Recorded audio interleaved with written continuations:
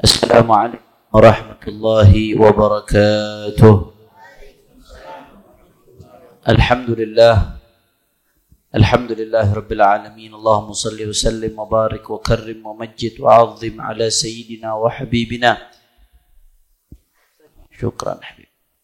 Wa syafi'ina wa nuri qulubina Muhammad. Al-Fatih lima ughliq wal khatim lima sabaq. ناصر الحق بالحق والهادي إلى الصراط المستقيم وعلى آله وصحبه حق قدره ومقداره العظيم يا فتاح يا أما بعد. Para habaib, para asatid, para kiai, para sesepuh, wabil khusus guru kita bersama pimpinan Majelis Ta'lim Al-Bahjah Al-Muhtaram Al-Mukarram Al-Habib Fadil Al-Habib Ahmad bin Mahdhar Ibn Husain, Ibn al-Imam Abdullah bin Mahsan al-Attas. Mudah-mudahan guru kita Habib Ahmad Allah kasih panjang umur, sehat walafiat, Allah berkahi rezekinya, Allah menangkan perjuangannya, Allah berkahi majelisnya, Allah berkahi keluarganya. Amin ya Rabbal. Begitu pula ibunda beliau Syarifah Alawi binti Syarifah Adwiyah binti Ahmadun al-Attas yang sampai saat ini sedang kondisinya kurang sehat. Kita doakan mudah-mudahan segera Allah angkat penyakitnya, Allah sehatkan badannya, Allah angkat penyakitnya, Allah ampuni dosa-dosanya. Al-hadihin niyah wa likulli niyatin wa ila Nabi Muhammad sallallahu alaihi wasallam sirril Fatihah. A'udzu billahi minasyaitonir rajim. Bismillahirrahmanirrahim. Alhamdulillahirabbil alamin arrahmanir rahim maliki yaumiddin. Iyyaka na'budu wa iyyaka nasta'in ihdinas siratal mustaqim siratal ladzina an'amta 'alaihim ghairil maghdubi 'alaihim waladdallin. Amin. Tidak lupa pula di sini ada habib kita Al-Habib Abdullah As-Saggaf, Al-Habib Muhammad As-Saggaf, Al-Habib Haikal Al-Attas dari negeri nan jauh di sana, Aceh Darussalam. Habib Ramzi, mana Habib Ramzi itu dia ada. Nah, semuanya nggak dapat saya sebutkan satu persatu tanpa mengurangi rasa saya kepada beliau semua. Mudah-mudahan guru kita selalu dalam lindungan Allah Subhanahu wa taala. Dan salam penghormatan yang paling istimewa saya hadiahkan kepada hadirin hadirat muslimin muslimat yang hadir pada malam hari ini. Kita minta sama Allah, mudah-mudahan barakah majelisnya ilmu tidaklah keluar dari tempat ini kecuali semua dosa kita diampuni oleh Allah. Yang sakit Allah angkat penyakitnya, Allah sehatkan badannya. Semua yang hadir dilapangkan rezekinya, digabul hajat-hajatnya. Amin ya Rabbal Alamin. Ahibbail kiram, alhamdulillah pada malam hari ini sebagaimana saya katakan di bulan lalu, insyaallah sembari menyambut bulan Ramadan, kita punya kewajiban untuk mengetahui hukum-hukum berkaitan dengan kewajiban puasa yang Allah Subhanahu wa taala wajibkan kepada kita. Nah, makanya dalam hadis diriwayatkan talabul ilmi fariidatun ala kulli muslim atau kama qala Imam Al-Haddad meriwayatkan dalam Nasihat Diniyahnya bahwasanya Nabi bersabda nuntut ilmu itu wajib bagi setiap muslim. Ilmu yang mana? Ilmu kan luas.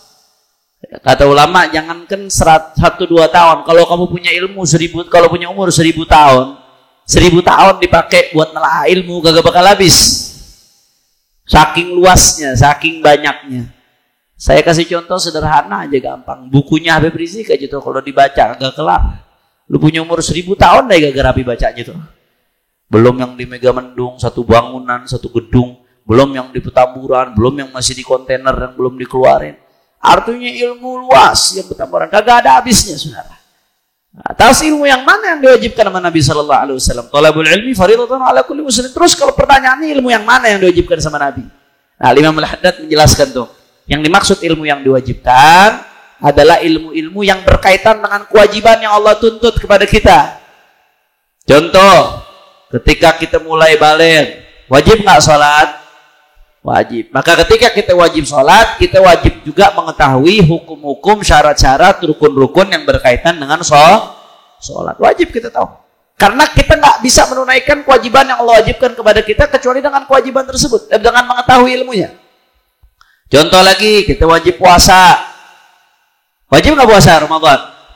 Wajib bagi yang memenuhi syarat, nanti akan disebutkan. Nah, ketika kita mau puasa Ramadan, terkena kewajiban puasa Ramadan, maka kita hukumnya wajib belajar ilmunya puasa Ramadan. Nah, itu berkaitan dengan seperti itu ya, kawan. Jadi wajib hukumnya. Kalau nggak melakukan dosa. Jadi jangan orang pikir dosa aja itu cuma dosa orang maksiat, minum-minuman keras, ya, dosa yang berkaitan dengan mata dan enggak cuma itu, termasuk meninggalkan kewajiban belajar itu dosa ya, kawan. Dan berapa banyak orang yang nggak sadar terkena dosa meninggalkan kewajiban menuntut ilmu. Na'udzubillah min. Nah, makanya sekarang kita mau masuk ke bulan Ramadan, maka momennya pas. Ini alhamdulillah imam besar kita Sayyidil Walid Al-Habib Muhammad Rizik bin Husain bin Syihab, mudah-mudahan Allah segera bebaskan beliau. Allah menangkan perjuangannya fi khairin wa lutfin wa afiyah. Jazahullahu khair jaza. Beliau meringkas. Nah, salah satu keistimewaan beliau ini yang saya lihat dari dulu, beliau selalu ngajar pakai slide yang selalu beliau sajikan dalam pengajian-pengajiannya itu ringkasan dari banyak kitab. Jadi saya tahu persis tuh beliau kalau udah menulis slide itu bisa tumpuk tuh kitab di sampingnya tuh. Jadi diringkas, diambil yang penting-penting, yang sekiranya dengan bahasa yang mudah kita pahami. Nah, jadi apa yang dimuat ini pada hakikatnya adalah ringkasan hukum-hukum yang berkaitan dengan puasa yang beliau ambil dari kitab-kitab fikih Syafi'i. Karena faktanya di dalam lebih fokus ke fikih mazhab Syafi'i. Ya, ikhwan. Naam. Nah, sekarang kita langsung masuk yang pertama, ta'rif puasa, definisi puasa. Sebelum kita bicara tentang sesuatu harus tahu dulu definisinya apa. Nah, puasa ada definisinya secara bahasa, secara lugatan, ada definisinya secara istilah, secara terminologi. Nah, secara bahasa, arti puasa itu adalah al-imsak 'ani syai' kalaman kana au ta'aman. Ya, menahan diri dari sesuatu baik ucapan atau makanan. Jadi kalau bicara bahasa Arab, secara bahasa kata-kata saum itu enggak hanya diartikan menahan diri dari makanan, enggak hanya itu, tapi mutlak menahan diri, baik menahan diri dari makanan atau menahan diri dari ucapan, menahan diri dari perbuatan, itu dalam bahasa Arab disebut saum. Kira jelas atau tidak? Itu secara bahasa. Nah, makanya di dalam Al-Quran disebutkan bahwa saja Sayyidatuna Maryam, hikayah Allah yahki an Sayyidatuna Maryam, Allah menceritakan tentang Sayyidatuna Maryam. Sayyidatuna Maryam mengatakan, inni nazartu lirrahmani sawma falan ukallimal yawma insana. Aku bernadar kepada Allah, kata Sayyidatuna Maryam, untuk sawma, bernadar saum. Sekilas kalau kita pikir saum, artinya apa saum? Enggak makan, tidak mie. Ternyata bukan ini yang dimaksud saum di sini. Inni nadartu lirrahmani sauma. Maksud saum di sini itu artinya al-imsak 'anil kalam. Menahan diri tidak bicara. Makanya lanjutan ayatnya falan ukallimal yauma insi. Hari ini aku nggak akan bicara kepada siapapun. Nah, artinya apa? Artinya yang maksud beliau di sini saum, beliau bernadar saum. Saum di sini maksudnya adalah menahan diri dari bicara. Kira-kira jelas atau tidak? Ini arti secara bahasa. Nah, jadi kalau kita bicara arti saum secara bahasa, bukan hanya menahan diri dari makan, tapi menahan diri secara mutlak. Dari apapun, menahan diri bisa disebut sebagai saum. Sampai sini jelas atau tidak? Baik. Kemudian kita lanjutkan. Secara istilah, secara terminologi, maksud secara terminologi, kalau disebutin di sebuah disiplin ilmu, ya artinya secara terminologi ilmu tersebut. Nah, saum disebutin di kitab fikih, ya artinya sesuai dengan arti terminologi ilmu fikih. Itu maksudnya secara istilah. Kalau di ilmu usul fikih ada haqiqah syar'iyyah. Secara syariat, artinya apa? Maksud saum itu secara syariat apa? Kalau dibahas saum secara syariat, artinya apa? Secara istilah, artinya al-imsak 'anil mufattirat min tulu'il fajri ila ghurubi syamsi ma'an niyah. Arti definisinya al-imsak, menahan diri 'anil mufattirat, dari hal-hal yang membatalkan puasa, min tulu'il fajri, dari kapan? Sejak kapan dia nahan diri sampai kapan? dari terbitnya fajar, fajar sodik atau fajar kadhib? Ayo, kalau puasa menahan dirinya dari fajar sodik atau fajar kadhib? Fajar sodik, yaitu ketika masuknya waktu subuh. Bukan berarti ketika adzan subuh aja, pokoknya ketika masuk waktu subuh, walaupun adzannya telat. Begitu dia masuk waktu subuh, terbit fajar sodik. Kalau fajar kadhib itu belum masuk waktu subuh, di istilahnya fajar bohong. Ya, fajar abis itu muncul, hilang lagi. Kalau fajar sodik enggak, dia muncul sekali, habis itu terang sampai terbit matahari. Itu fajar sodik. Makanya ada ulama menarik mengatakan la taghtaranna bi awwali man tara fa innal fajra awwaluha kadzib. La taghtaranna bi awwali man tara fa innal fajra awwaluha kadzib. Kamu jangan tertipu dengan hal yang pertama kali kau lihat. Nah, ini kadang-kadang kita nih santri ngerasa ketika di pondok pinter, juara dan terus sebagainya. Terus sudah merasa tertipu, sudah merasa cukup, nggak mau belajar lagi setelah itu. Pulang nggak mau belajar lagi ke ulama di negerinya. Hati-hati. La taghtaranna bi awwali man tara. Atau kama qala. Jangan kamu tertipu dengan yang pertama kali kau lihat. Kadang-kadang tampilan pertama itu menipu ya ikhwan. Jangan tertipu. Kenapa? Fa innal fajra awwaluha kadhib. Kau lihat contohnya fajar. Fajar itu pertama terbit, kadhib dulu, bohong dulu. Agak terang dikit, habis itu redup, hilang. Itu belum masuk subuh tuh. Habis itu baru muncul fajar yang kedua. Itu baru fajar sodik, benar-benar fajar. Nah, setelah itu terang sampai terbit matahari. Tidak jelas atau tidak? Itu fajar sodik. Nah, puasa di sini menahan diri, menahan dari hal-hal yang membatalkan. Apa aja yang membatalkan? Nanti akan kita bahas. Dari kapan? Min tulu'il fajri. Yang bawa pulpen dicatat dengan pulpennya. Kayak tadi Anda sebutin fajar. Oh, dikasih catatan. Maksudnya di sini fajar sodik. Dikasih catatan begitu yang bawa pulpennya. Nah, dari tulu'il fajri, dari semenjak terbitnya fajar sodik ila ghurubis syamsi. Terbit fajar sodik kapan, Beb? Ya, kalau sekarang gampangnya kita masuk waktu subuh. Sekarang udah gampang, alhamdulillah Allah kasih kemudahan teknologi, kita bisa lihat jadwal sholat yang udah dihitung berdasarkan ilmu falak. Ya, kapan masuknya waktu subuh itu terbitnya fajar sodik, saudara. Ya, ila ghurubis syamsi, sampai kapan? Sampai terbenamnya matahari. Masuk waktu sholat apa? Sholat maghrib. Kapan? Dengan apa? Ma'an niyah, disertai dengan nih. Artinya dia emang menahan dari hal itu, niatnya tujuannya untuk puasa. Berarti beda halnya andai kata ada orang, ya kebetulan aja dia dari fajar sodik, dari sebelum subuh anggaplah sampai maghrib nggak makan sama sekali, nggak minum sama sekali, tidurnya pembalasan, habis begadang 3 hari 3 malam, tidurnya pembalasan, balas dendam, tidur dari sebelum masuk subuh, tahu-tahu bangun-bangun udah adzan maghrib, kagak makan, kagak minum. Apakah dinamakan puasa? Hah? Kenapa nggak dinamakan puasa? Karena tidak niat. Makanya di sini dalam definisi itu harus jami' mani'. Kalau kata ulama ilmu mantiq, jami' mani'. Definisi itu harus mencakup semua gambaran yang didefinisikan, harus menafikan hal-hal yang di luar apa yang didefinisikan tersebut. Nah, ini udah lengkap.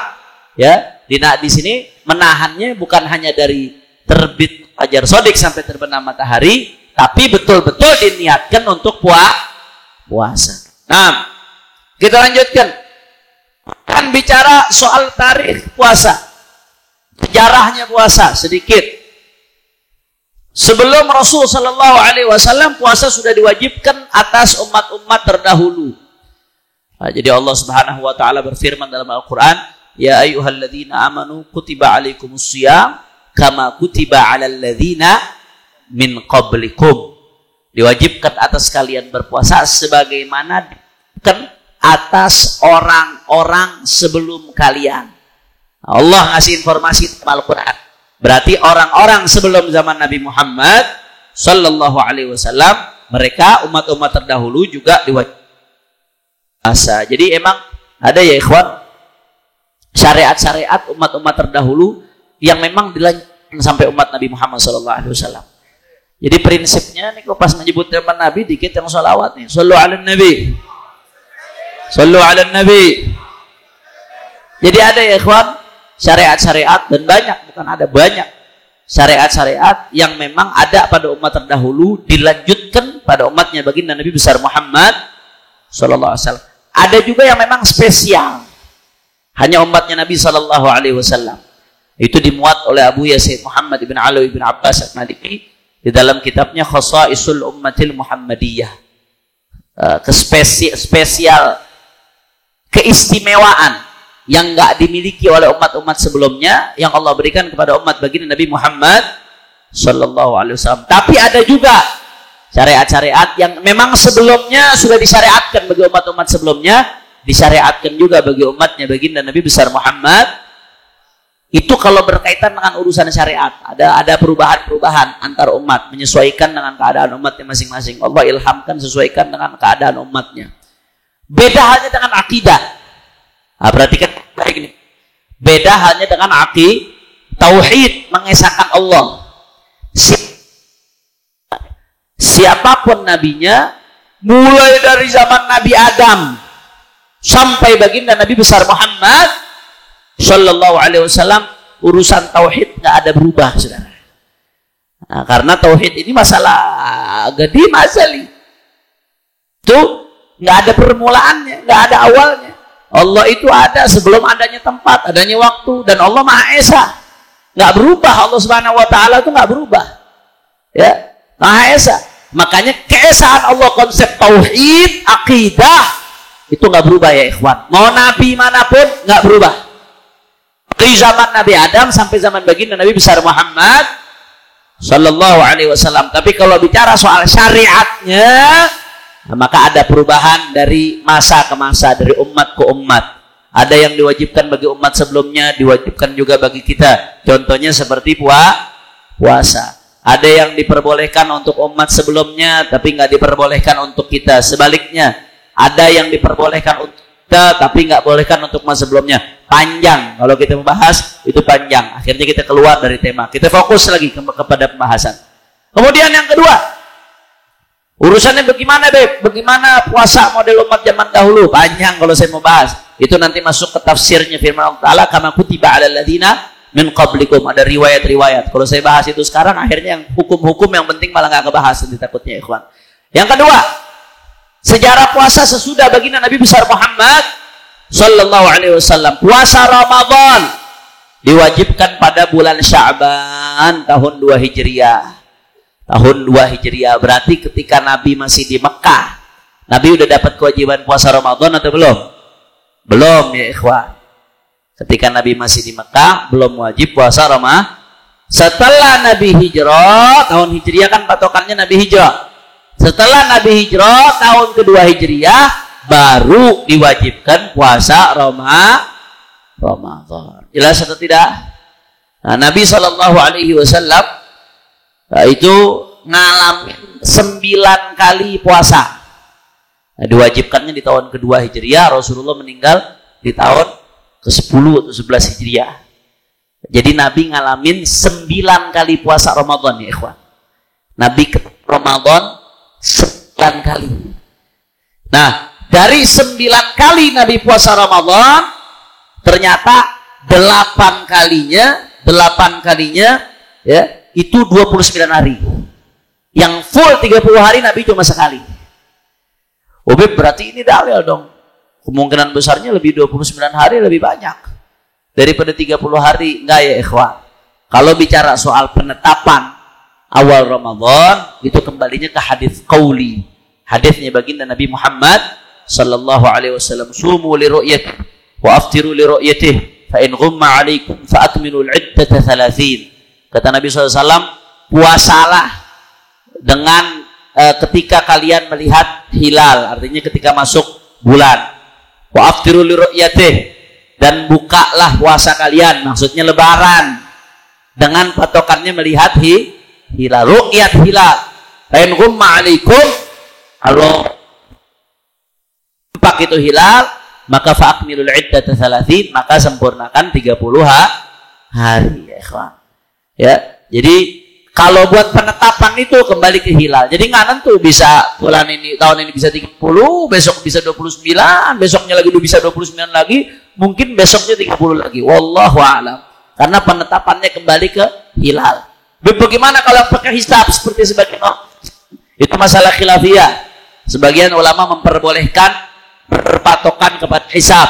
Itu dibahas di dalam kitab Bughyatul Mustarsyidin. Tapi memang jumhurul ulama dan hadis baginda Nabi besar Muhammad sallallahu alaihi wasallam, jumhurul ulama, mayoritas ulama mengatakan harus dengan ru'yah ya ikhwan.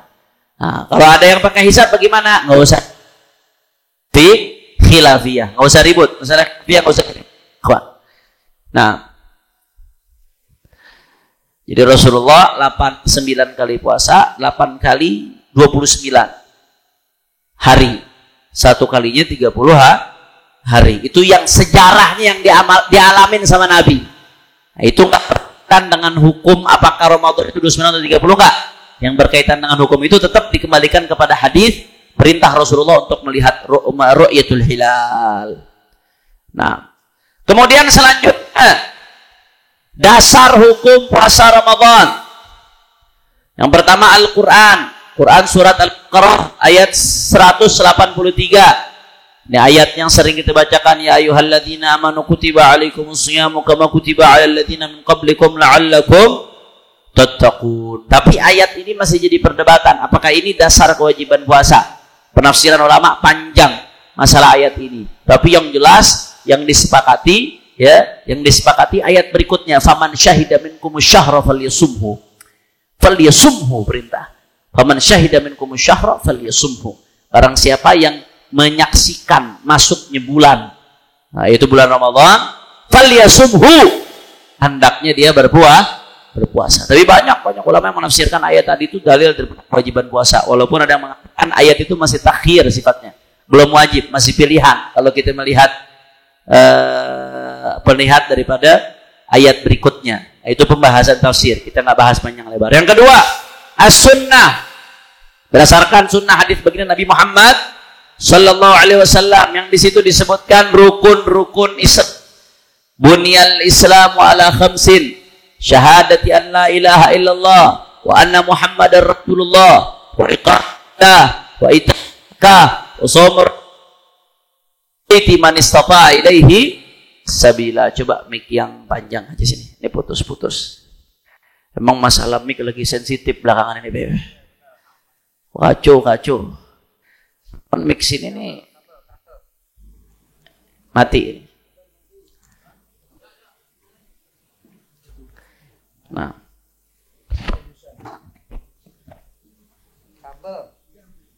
Coba yang ngatur sound. Nanti jangan ketakutan surat edaran nanti.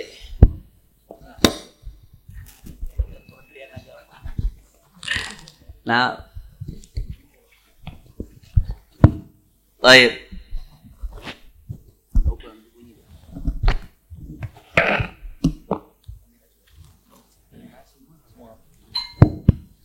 Baik ya, ikhwan. Nah, ini lebih bagus nih suaranya nih. Baik. Kemudian sunnah, tadi kita udah bahas dalil puasa dari sunnah, yaitu hadis tentang rukun Islam, bunyal Islamu ala khamsin. Itu hadis tentang rukun Islam.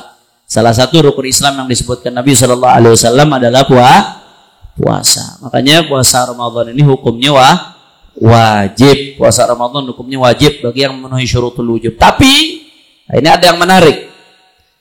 Apa hukum puasa itu sendiri? Tadi puasa Ramadan. Tapi kalau kita bicara puasa itu sendiri yang sifatnya lebih umum, puasa nggak melulu wajib hukumnya. Puasa itu ada kalanya wajib, ada kalanya sunnah, ada kalanya makruh, ada kalanya haram. Ada berapa berarti hukumnya itu? Ada 4. Ada kalanya yang pertama puasa hukumnya wajib. Catat, yang punya pulpen catat. Ada kalanya puasa hukumnya sunnah. Ada kalanya puasa hukumnya makruh. Ada kalanya puasa hukumnya haram. Puasa wajib. Kapan puasa wajib? Ramadan. Itu udah sama-sama kita tahu. Kapan lagi puasa wajib? Ayo, siapa yang bisa tahu? Kapan lagi puasa wajib selain Ramadan? Nadar. Nah, kalau dinadarkan, saya nadar, misalkan dia mengatakan saya nadar, kalau anak saya lulus nih ujian nasional, saya puasa 3 hari. Dia ngomong begitu. Maka bagi dia hukumnya puasa, kalau nadarnya terwujud itu hukum puasanya apa? Wajib. Jelas atau tidak? Jadi yang wajib nggak cuma puasa Ramadan. Ada lagi puasa yang wajib. Kapan? Shaumul kafarah. Puasa orang bayar kafarah. Contoh, nanti kita akan bahas kalau ada orang jima di siang hari bulan Ramadan. Bukan hanya puasanya batal, tapi wajib bayar kafaratun uzma. Diwajib bayar puasa. Kafarah. Berapa banyak? Nanti akan kita bahas. Contoh lagi puasa yang wajib. Kapan? Puasa godok yang punya utang puasa. Walaupun bukan di bulan Ramadan, di luar Ramadan, tapi hukumnya wajib. Nah itu diantara puasa-puasa yang wajib. Contoh lagi puasa yang wajib. Udah berapa saya sebutin? Yang kelima nih saya sebutin nih. Contoh lagi puasa wajib kapan? Kalau negara memutuskan kita harus sholat istisqa. Negara memutuskan kita harus sholat istisqa, sholat minta hujan. Nah, itu disunahkan sebelumnya untuk puasa. Rakyat itu disunahkan puasa. Kalau pemerintahnya mewajibkan rakyat buat puasa sebelum istisqa, sebelum keluar sholat minta hujan, maka hukum puasanya jadi wajib. Kira-kira jelas atau tidak? Nah, jadi bukan cuma Ramadan yang wajib, macam-macam ya ikhwan. Nah, ada kalanya puasa hukumnya sunnah. Kapan puasa sunnah? Banyak. Di sini disebutkan puasa sunnah nih ada yang sunnah tahunan, sunnah bulanan, sunnah mingguan. Sunnah tahunan, contohnya apa sunnah tahunan? Arafah, Tarwiyah, Tasu'a, Asyura. Tadi ada yang bilang lagi puasa apa? Jangan malu-malu, yang tahu ngomong. Puasa Rajab ini masuknya puasa al-ashhurul hurum secara garis besar, secara umum puasa di syahr-syahr haram itu dianjurkan perbanyak puasa. Contoh lagi puasa apa? Kalau habis Ramadan puasa apa biasanya? Puasa Syawal. Setahun berapa kali tuh? Ya sekali, cuman jumlahnya 6 hari. Itu puasa sunnah yang tahunan.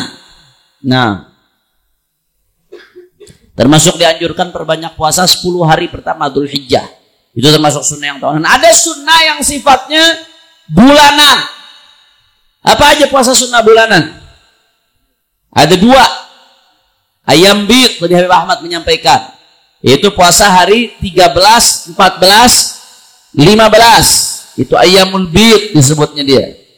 Nah, ada juga ayyamus sud. Nah, ada ayyamul bid, ada ayyamus sud. Nih kalau ngerajin puasa nih ada tambahan. Ayyamul bid itu artinya hari putih. Kenapa dinamakan hari putih? Karena dia 13, 14, 15 terang bulan. Makanya dibilangnya hari putih, terang bulan dia. Nah, ada ayyamus sud, sebaliknya hari hitam. Kenapa dia bilang hari hitam? Karena gelap bulan. 28, 29, 30 setiap bulan. Jelas atau tidak? Nah, jadi bukan cuma ayyamul bid, ada juga puasa ayyamus sud, itu yang bulanan. Ada yang yatakarrar bitakarruril asabi'. Ada yang mingguan. Sunnahnya mingguan. Seperti puasa apa? Senin ke Kamis. Nah, dari semua puasa tersebut yang paling afdol adalah Shaumu Daud. Puasa Daud. Puasa Daud yang model bagaimana? Sehari puasa, sehari ada afdhalus siyam. Dalam hadis Nabi SAW termasuk shaum yang paling afdal. Nabi puji puasa tersebut. Nah,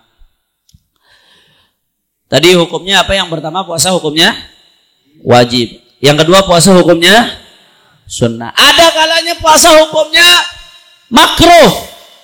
Makruh berarti kalau ninggalin justru dapat pahala. Dilakukan malah salah. Ditinggalkan dapat pahala, dilakukan tidak dosa. Karena tadi ngelempar pancingan sedikit, udah ada yang kegoda itu. Ditinggalkan tidak dosa. Contoh, kapan puasa makruh? Puasa hari Jumat doang. Puasa hari Kamis, Sabtu doang. Puasa hari Minggu doang. Itu ifradu yaumil Jum'ah au yaumis Sabt au yaumil Ahad. Cuma satu hari itu aja, Jumat doang. Sabtu doang. Kamis doang. Hanya dikhususkan hari tersebut, maka hukumnya makruh.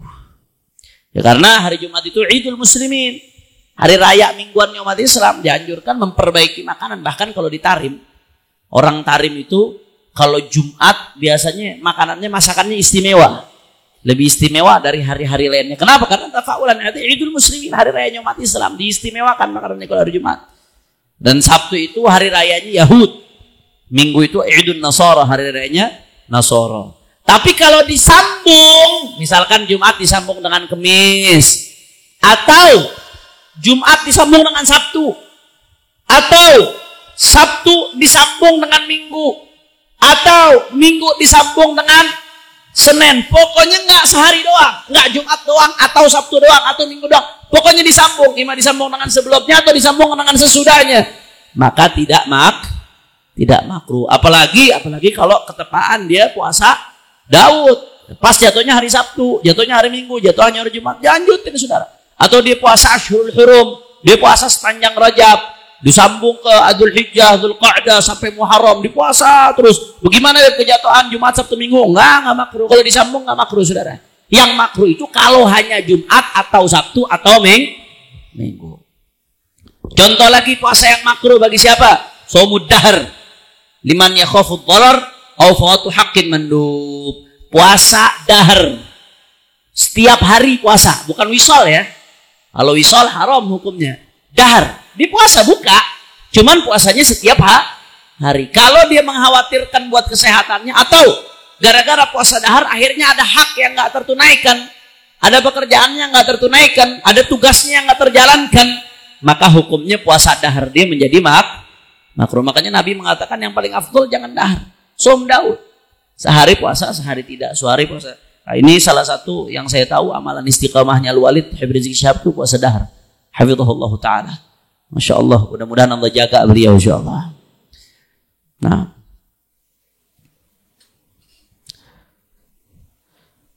Kemudian yang keempat haram. Nah tadi yang ketiga hukumnya makruh. Yang keempat ada kalanya puasa hukumnya jadi Nih bahayanya kalau kita nggak punya ilmu, pengennya ibadah puasa, tapi malah mendapatkan dosa. Puasa hukumnya haram. Kapan? Ada kalanya haram tapi sah. Ada kalanya haram tapi tidak sah. Perhatikan baik-baik nih. Ada kalanya haram tapi sah puasanya sah, tapi dia dapat dosa. Ada kalanya udah sah nggak sah, dosa lagi.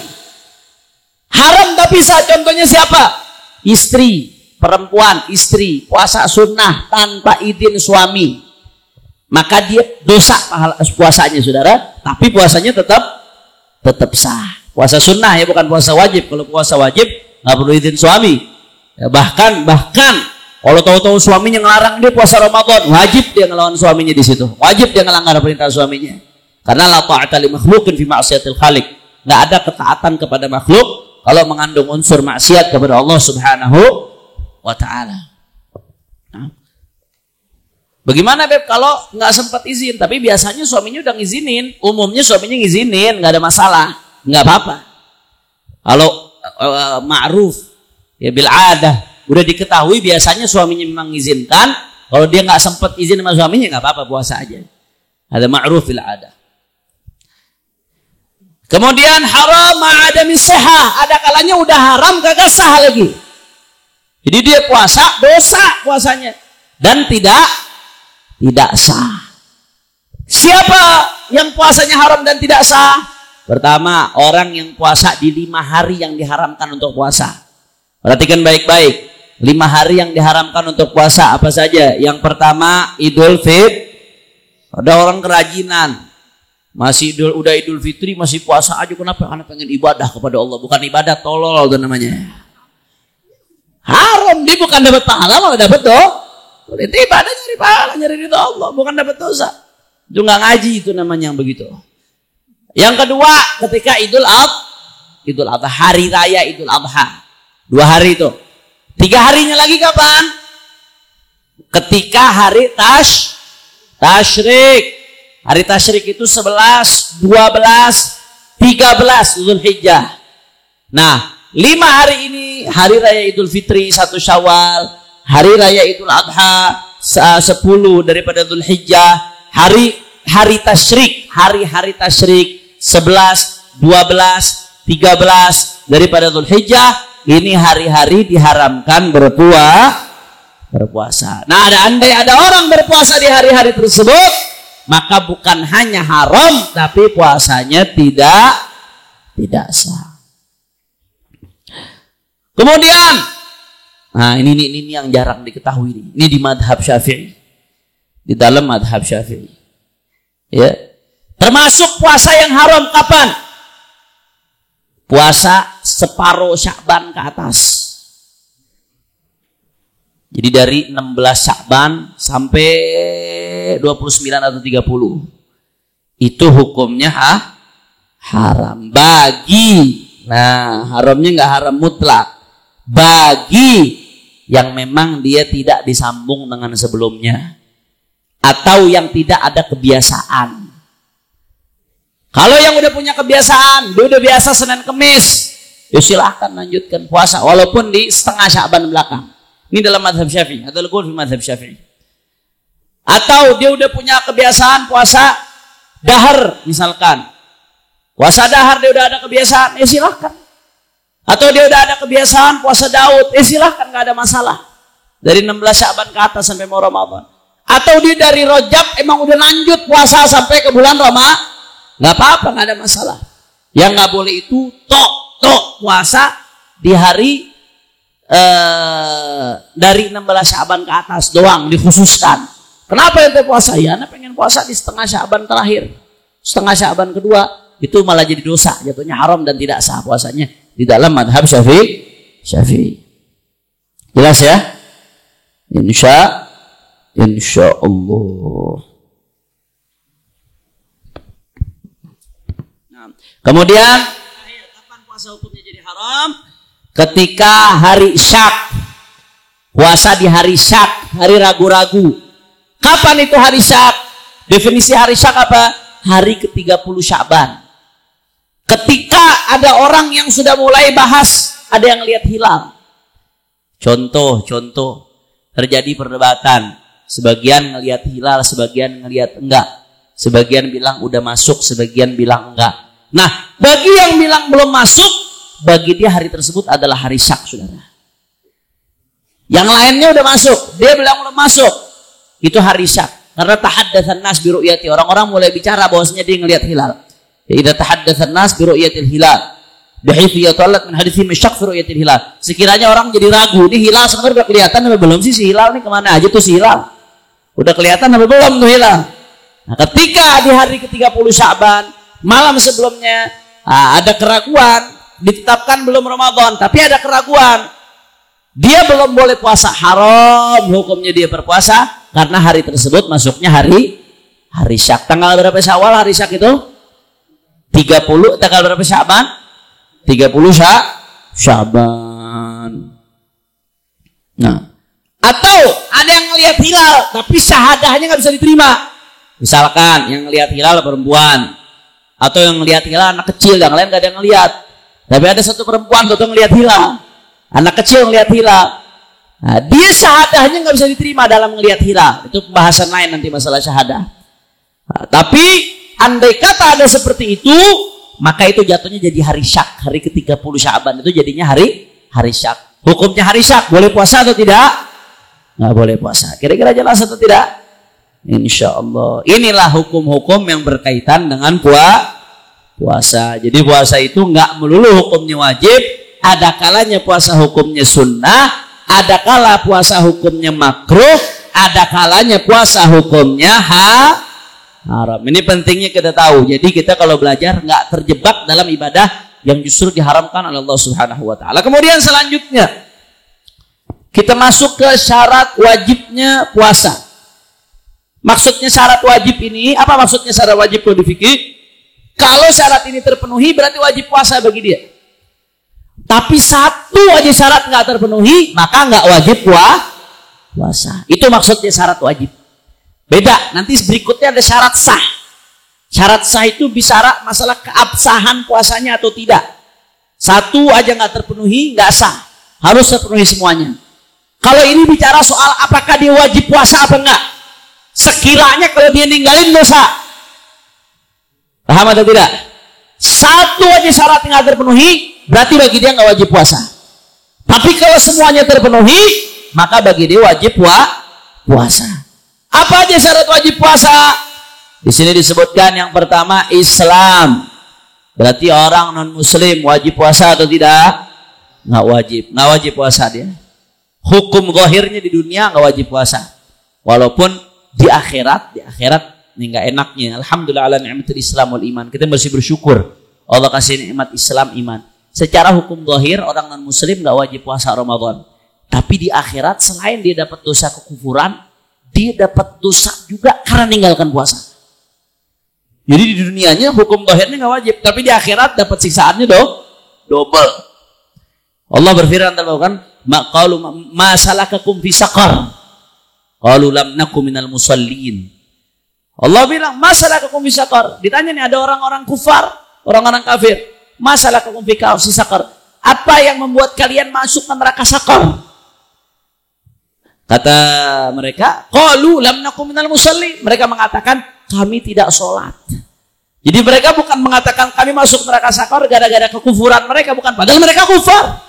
Tapi mereka pertegas dapat siksaan di atas siksaan gara-gara meninggalkan sholat. Artinya apa? Ini kembali ke permasalahan usulul fiqh, al-kufar mukhatabuna bi furu'i syariah. Orang-orang kafir itu tetap kena khitab furu' syariah. Maksudnya kena khitab furu' syariah apa ya?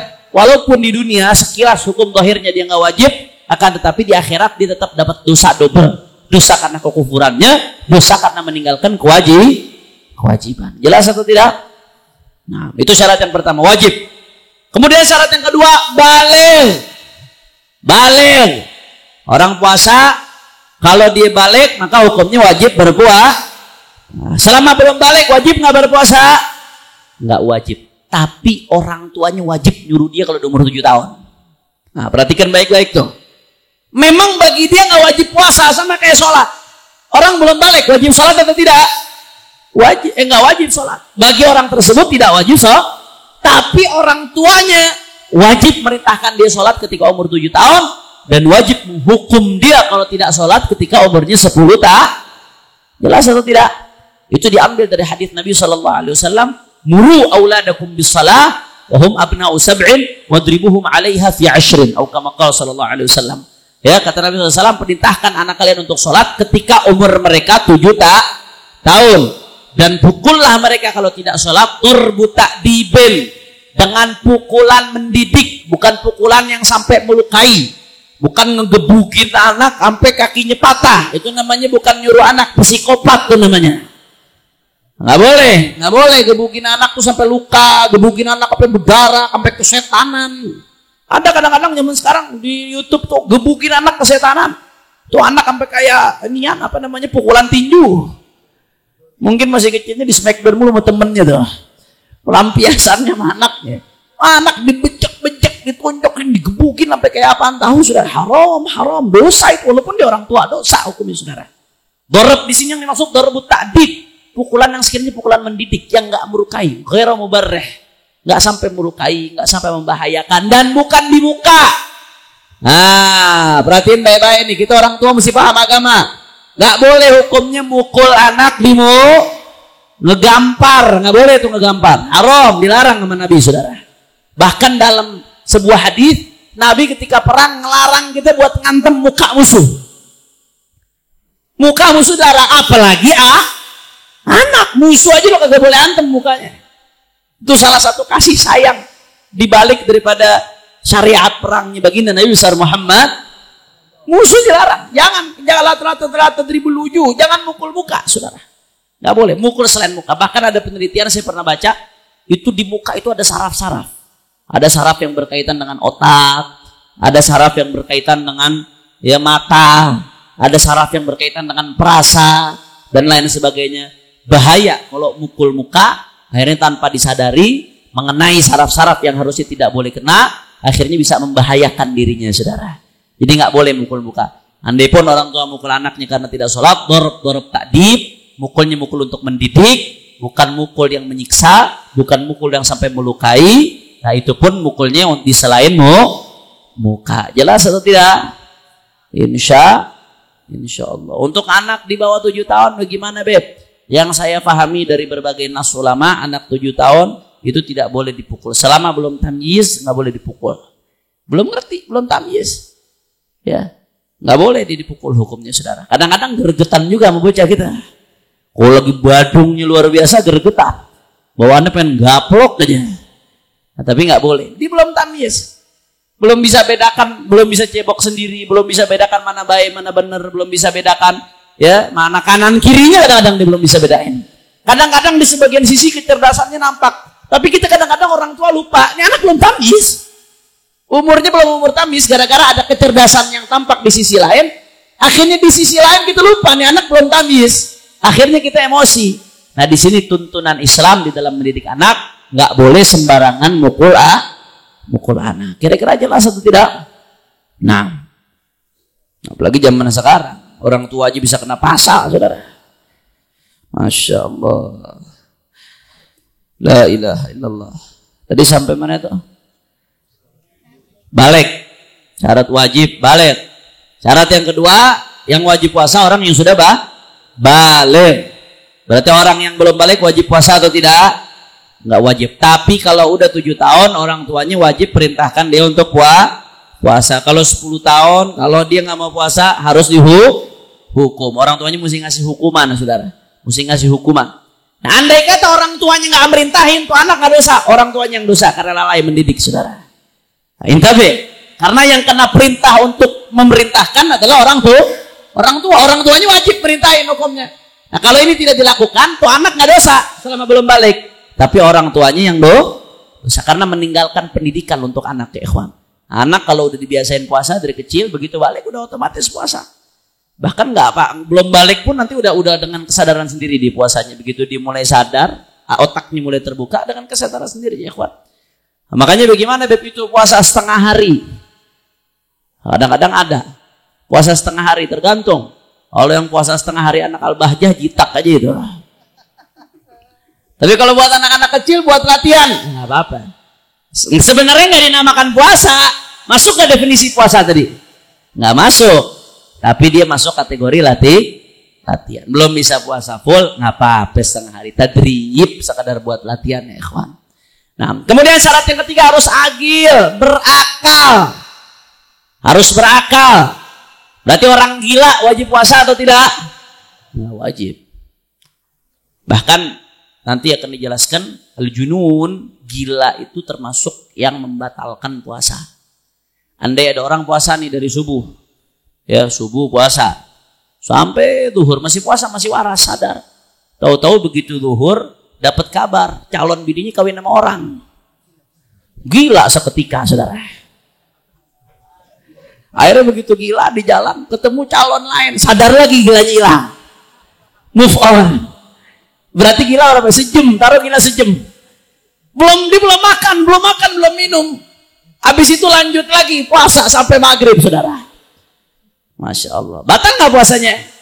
Batal, walaupun sebentar gilanya. Makanya jangan gila, walaupun sebentar jangan gila. Kalau gila-gilaan nggak batal puasanya. Nah beda gila sama gila-gila. Apalagi belaga gila. Muke gile. Ya sudah tidak?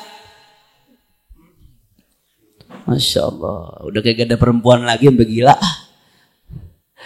Yang keempat, syarat wajibnya puasa, tidak ada udzur atau larangan berpuasa.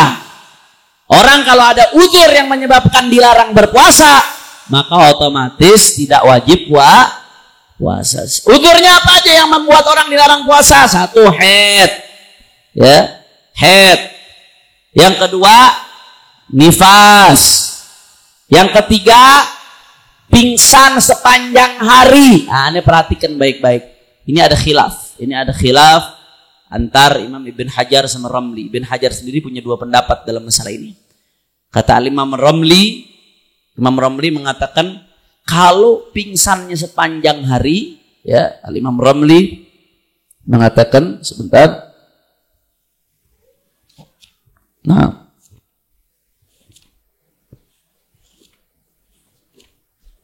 ya, kata Imam Ramli, idza amma jami'un nahar, kalau pingsannya sepanjang hari maka baru batal puasanya. Jadi pingsan sepanjang hari maksudnya kapan? Dari sebelum subuh sampai masuk full dia pingsan. Walaupun dia nggak makan nggak minum, walaupun udah niat malamnya. Tapi dari sebelum subuh, dari masuk subuh sampai maghrib. Misal contoh, udah tunangan, udah tuker cincin deh. Tahu-tahu ngelihat ceweknya diboncengin orang. Pingsan sebelum subuh. Pingsan, sadar-sadar habis maghrib. Sah nggak puasanya? Kan nggak makan nggak minum. Nggak sah karena pingsannya sepanjang Tapi menurut Imam Romli, hanya Al-Walid Habib Rizik ngambil pendapatnya Imam Romli. Supaya nggak bingung, saya ngikut yang di sini aja dah. Satu pendapat aja. Supaya jamaah nggak bingung. Tapi menurut Imam Romli, andai saja dia pingsan, ya, dari tadi tuh ngelihat tunangannya digoncengin orang, mau subuh lagi digoncengin dari mana tuh? Soron derut, suwe banget soron derut goncengin cewek orang. Soron derut mau subuh pingsan, what? Akhirnya jam 12 gara-gara telepon dari ceweknya berdering dibangun, saudara. Dipikir mau ngabarin, oh enggak, itu lagi kebetulan aja dianterin di tengah jalan. Nggak taunya, oh dibangun, girang nih, wah ini kayaknya ada harapan nih. Begitu ditelepon, dikabarin, saya minta putus, saya udah tunangan sama dia. Pingsan lagi, saudara. Lanjut sampai maghrib, berarti udah sadar sebentar. Berarti pingsannya sepanjang hari atau tidak? Enggak, sah puasanya, saudara. Yang penting sadar, walaupun sebentar sadarnya. Kira-kira jelas atau tidak? Nah, jadi hukum pingsan yang membatalkan puasa itu yang full sepanjang hari. Andai kata sadar walaupun sebentar, menurut Imam Romli, maka puasanya tetap selama dia nggak melakukan hal-hal lain yang membatalkan. Kalau lagi pingsan dicekokin air sebotol, dia batal, saudara. Nggak pakai bicara batal apa kagak, sah apa kagak, dia batal karena batalnya gara-gara minum.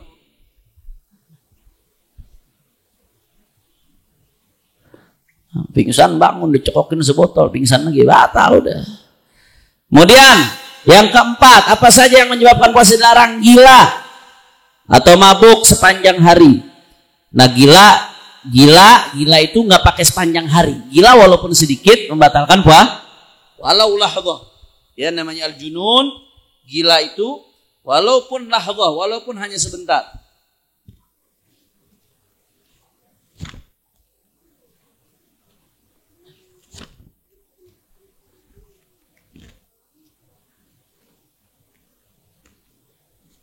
Sebentar. Ya, al-junun walaupun hanya sebentar dia membatalkan puasa. Junun walau lahdzah.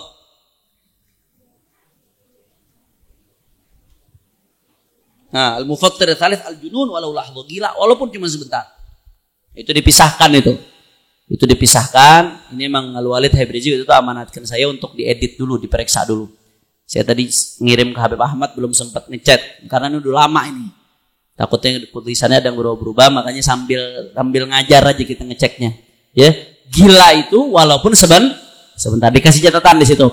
Gila walaupun sebentar. Nah, itu membatalkan puasa. Kemudian mabuk apa pingsan sama hukumnya. Mabuk sepanjang hari itu membatalkan puasa. Yang kelima, tidak ada udzur boleh berbuka. Syarat wajibnya puasa harus nggak ada udzur dia boleh berbuka. Kalau ada udzur dia boleh berbuka, maka wajib atau tidak puasa baginya? Orang yang boleh berbuka karena ada udzur, wajib nggak bagi dia puasa? Nggak wajib. Contoh orang yang sakit yang sekiranya ya memberatkan dia ketika puasa, bisa tambah parah lah, bisa tambah lemes lah, bahkan bisa membahayakan dia lah. Ada mubih litayamum, al-adzar mubih litayamum. Nah itu maka dia udzur nggak puasa, maka bagi dia hukumnya tidak wajib Begitu pula yang kedua, safar mubah, perjalanan yang diperbolehkan, bukan perjalanan dalam rangka maksiat. Perjalanannya minimal 83 km. Di dalam mazhab Syafi'i ditambahkan syarat perjalanannya harus sebelum masuknya fajar shadiq. Imma dari sehari sebelumnya, atau dari malam hari dia melakukan perjalanan, atau ketika sahur dia mulai perjalanan.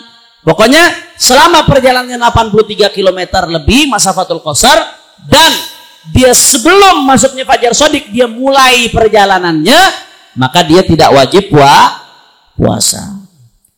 Tapi bagaimana kalau ada orang musafir yang afdol puasa atau nggak puasa? Kalau bicara wajib nggak wajib, dia tidak wajib kalau safarnya mubah. Tapi kalau bicara afdol tidak afdol, selama dia tidak masyaqqah, kalau nggak berat buat dia kayak zaman sekarang kita jalan jauh tapi pakai pesawat, nggak berasa kadang-kadang ya ikhwan, maka yang afdol dia tetap puasa. Jelas atau tidak? Nah, kemudian yang ketiga, tua renta, udah tua, udah nggak mampu lagi puasa, udah nggak kuat puasa, maka dia termasuk yang mendapatkan udzur boleh berbuka, maka bagi dia tidak wajib Kira-kira jelas nggak sampai sini? Nah, coba diulangin sama-sama. Syarat wajib puasa ada berapa? Ada 5. Yang pertama, Islam, non muslim wajib puasa atau tidak? Yang kedua, balik, berarti yang belum balik wajib puasa atau tidak? Yang ketiga, akil, berakal, berarti orang gila wajib puasa atau tidak? Nah, yang keempat, tidak ada udzur larangan puasa. Berarti kalau ada orang udzur larangan puasa, ada satu di antara 4 yang disebutkan, wajib puasa atau tidak? Nggak wajib. Andai dia nggak puasa, dia nggak dosa. Yang kelima, tidak ada udzur boleh berbuka. Nah, berarti kalau ada udzur boleh berbuka, wajib puasa atau tidak? Tapi tetap boleh dia puasa. Orang sakit puasa ya boleh, kalau dia kuat silahkan. Boleh silahkan, tapi tetap boleh dia puasa. Nggak menghalangi keabsahan puasanya. Kemudian selanjutnya syarat sah puasa. Kalau tadi syarat wajib, sekarang syarat sah. Apa artinya syarat sah? Satu aja nggak terpenuhi berarti puasanya tidak. Jelas atau tidak? Satu aja nggak terpenuhi puasanya nggak sah. Apa aja syarat sahnya? Yang pertama Islam. Berarti kalau non muslim Anda yang mau ikut-ikutan puasa, sah nggak puasanya di mata Islam? Nggak sah. Yang kedua tamyiz. Syarat puasa itu harus tamyiz, harus sudah masuk tahun tamyiz. Tamyiz itu biasanya umumnya kalau di kitab dulu sebutkan umur 7 tahun. Tapi ada patok lain. Patok tamyiz lain apa ya? Sekiranya itu anak udah bisa bedain mana kiri mana kanan. Sudah bisa membedakan. Bisa buang air sendiri, cebok sendiri. Itu biasanya sudah tamyiz. Itu tolak ukurnya tamyiz. Nah, andai ada anak umur 4 tahun, 2 tahun, udah puasa. Bagaimana hukum puasanya? Full. Dari maghrib sampai, dari subuh sampai maghrib puasanya. Maka bagaimana? Sah atau tidak? Nggak sah, saudara. Karena dia belum tamyiz. Jelas atau tidak? Kecuali kalau dia udah tamyiz. Nah, seperti Muhammad. Umur berapa Muhammad? 9 tahun. Udah tamyiz banget ini Muhammad. Udah tamyiz. Udah balik belum dia? Belum. Orang kalau belum balik wajib puasa atau tidak? Muhammad nggak wajib puasa. Tapi kalau dia puasa sah atau tidak? Sah. Karena untuk sah tidak harus balik. Yang penting sudah tamyiz. Yang ketiga, akil, harus berakal. Tadi orang gila nggak wajib puasa. Dan andai kata dia puasa, puasanya tidak sah. Yang keempat, tidak ada udzur larangan puasa. Nah, kalau ada satu daripada udzur larangan puasa, maka puasanya tidak sah. Contoh tadi haid. Perempuan haid wajib puasa atau tidak? Andai dia puasa, sah nggak puasanya? Nggak sah, malah dosa ya ikhwan. malah dosa dia kalau puasa. Yang kedua nifas, perempuan nifas keluar darah setelah melahirkan, wajib puasa atau tidak? Andai dia puasa, sah nggak puasanya? Nggak sah. Yang ketiga, orang pingsan sepanjang hari yang tadi kita sebutkan, wajib puasa atau tidak? Andai dipuasa sah atau tidak? Nggak sah. Yang keempat, gila walaupun sebentar. Orang gila wajib puasa nggak? Kalau pertengahan puasa orang sadar kalau gila sebentar, sah nggak puasanya? Nggak sah. Begitu pula mabuk sepanjang hari. Sebelum puasa ngobat, nyimeng. Nah, sebelum puasa mau sahur nyimeng. Efeknya sampai sore akhirnya. Ngejeblak. Ya. Sampai sore. Dari azan nggak makan, nggak minum. Cuman efek ngefly-nya masih ada sampai sore. Sampai maghrib. Begitu maghrib baru sadar, baru minum. Sah nggak puasanya? Nah, sah. Itu namanya mabuk sepanjang hari. Beb, bagaimana kalau orang mabuk cinta sepanjang hari? Sah nggak puasanya? Lu jangan lebay, nggak usah bobo ke situ. Maksudnya di sini mabuk kehilangan akal. Mabuk laut bagaimana, Beb? Itu masuknya nanti bukan mabuk nggak sadar, bukan. Itu masuknya ke urusan muntahnya. Mabuk laut nggak masuk kategori mabuk hilang akal. Maksudnya mabuk di sini hilang akal. Nah, kalau muntah bagaimana hukumnya nanti akan kita bahas. Bagaimana hukumnya lagi puasa minum antimo, Beb, supaya nggak mabuk?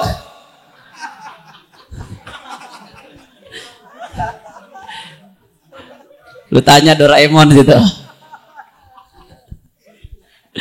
Jelas atau tidak? Lanjut, rukun puasa yang ketujuh. Rukun puasa yang pertama niat.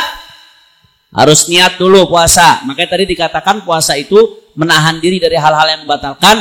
Mulai terbitnya fajar shodiq sampai terbenam matahari dengan niat bagian daripada rukunnya puasa. Puasa tanpa niat sah nggak puasanya? Dianggap puasa atau tidak? Enggak. Nah, niat itu ada 3 pembahasan yang terkait dengan niat. Kalau puasanya puasa fardu seperti puasa Ramadan, nah maka ada 3 unsur yang harus terpenuhi dalam niatnya. Yang pertama harus tabit, niatnya dari malam hari. Bagaimana niatnya habis subuh, habis sholat subuh baru niat, sah apa kagak? Kagak sah.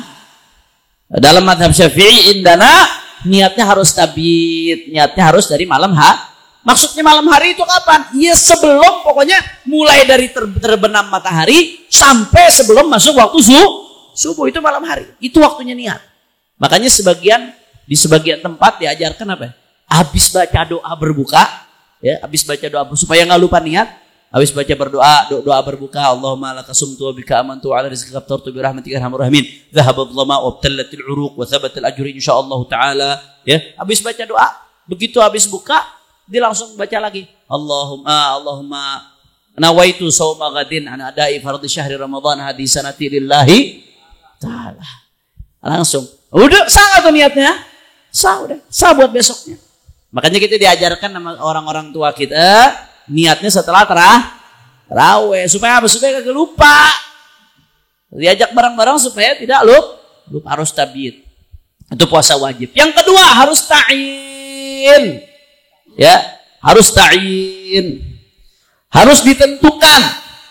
Maksudnya ditentukan apa yang ditentukan? Puasanya Ramadan disebut Ramadannya. Puasanya Arafah disebut Arafahnya. Jelas atau tidak? Puasanya buat bayar kafarah disebut ini puasa buat bayar kafarah.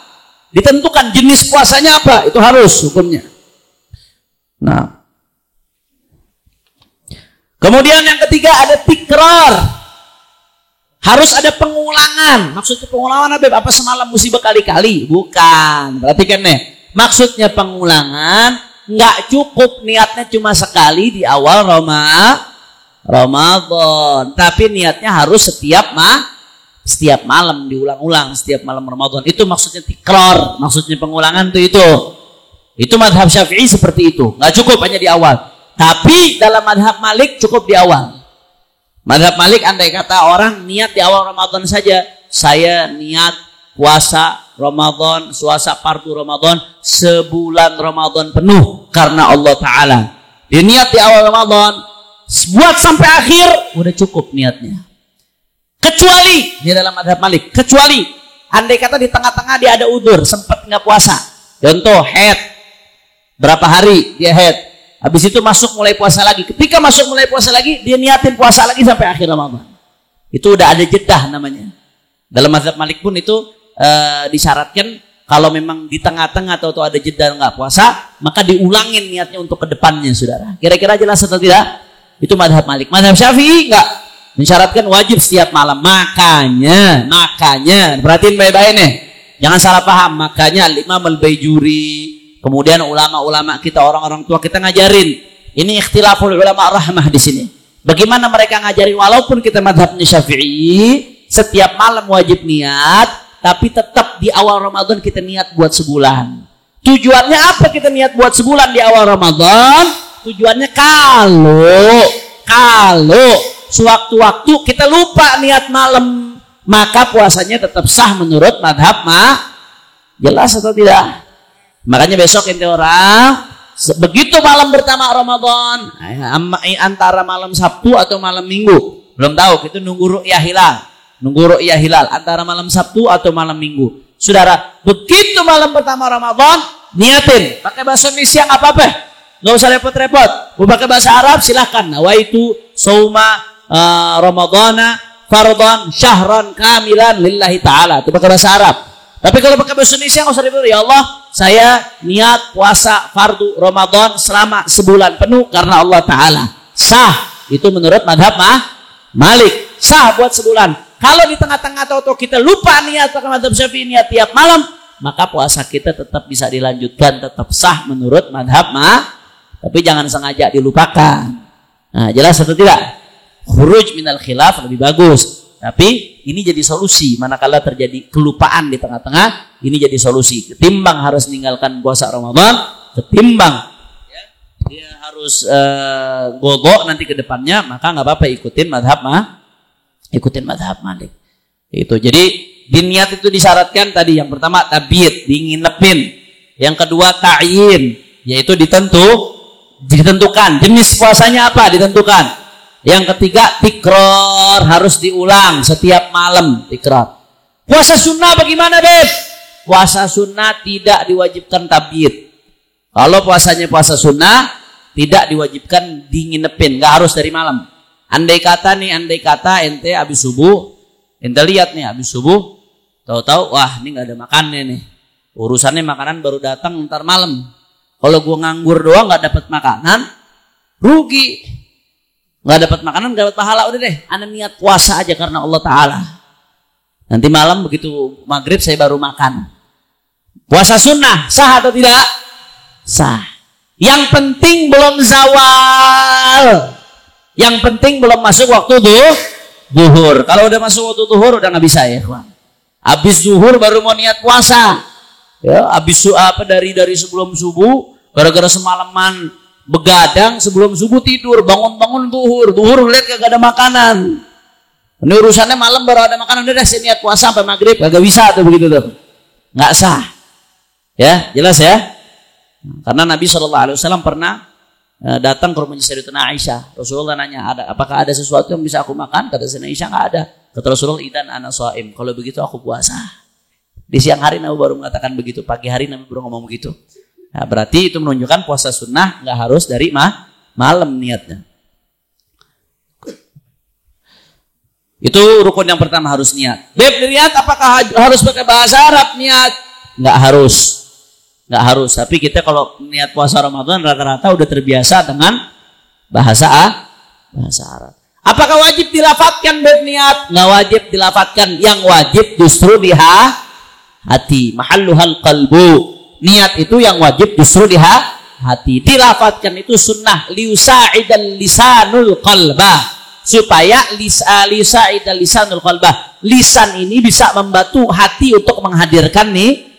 Tapi yang wajib hakikatnya niat itu adalah di hati. Andai kata ente niat dalam hati doang, itu soma qatina ada fardhu syahr Ramadan hadis nanti. Dalam hati kita ngomong begitu. Sah atau tidak niatnya? Walaupun enggak dilafatkan sah. Jelas atau tidak? Nah. Yang kedua, menahan diri dari yang membatalkan mulai fajar sampai maghrib. Dia menahan diri dari hal-hal yang membatalkan. Apa saja yang membatalkan? Di sini disebutkan secara rinci. Satu, makan minum itu membatalkan puasa. Udah jelas. Yang kedua, kecuali ini ada kecuali. Ada kalanya makan minum nggak membatalkan puasa kata fuqaha. Oh kapan Beb? Oh, yang pada nunduk banyak yang langsung tegak palanya tidak. Kapan makan minum nggak membatalkan puasa? Kalau makanannya dari sorga. Ada yang bisa menghadirkan?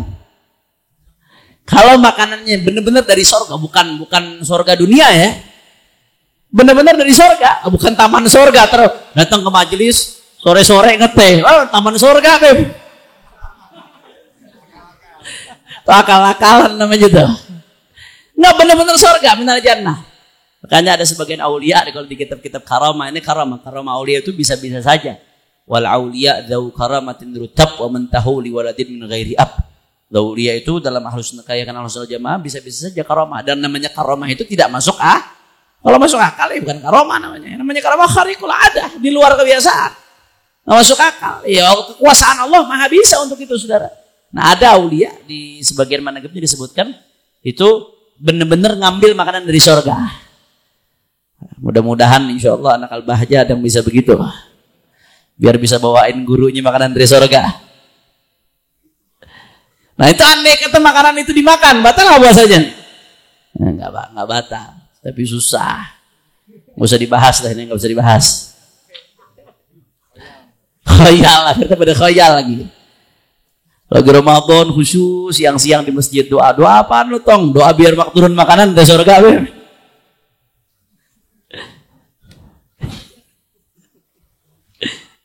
Yang kedua, yang membatalkan puasa apa aja? Masuknya benda terlihat mata, ain, disebut ain, benda yang kasat mata, terlihat mata, kerongga tubuh melalui lubang normal. Nah, ini buat ustadz nih kalau bingung ngartiin jauf apa?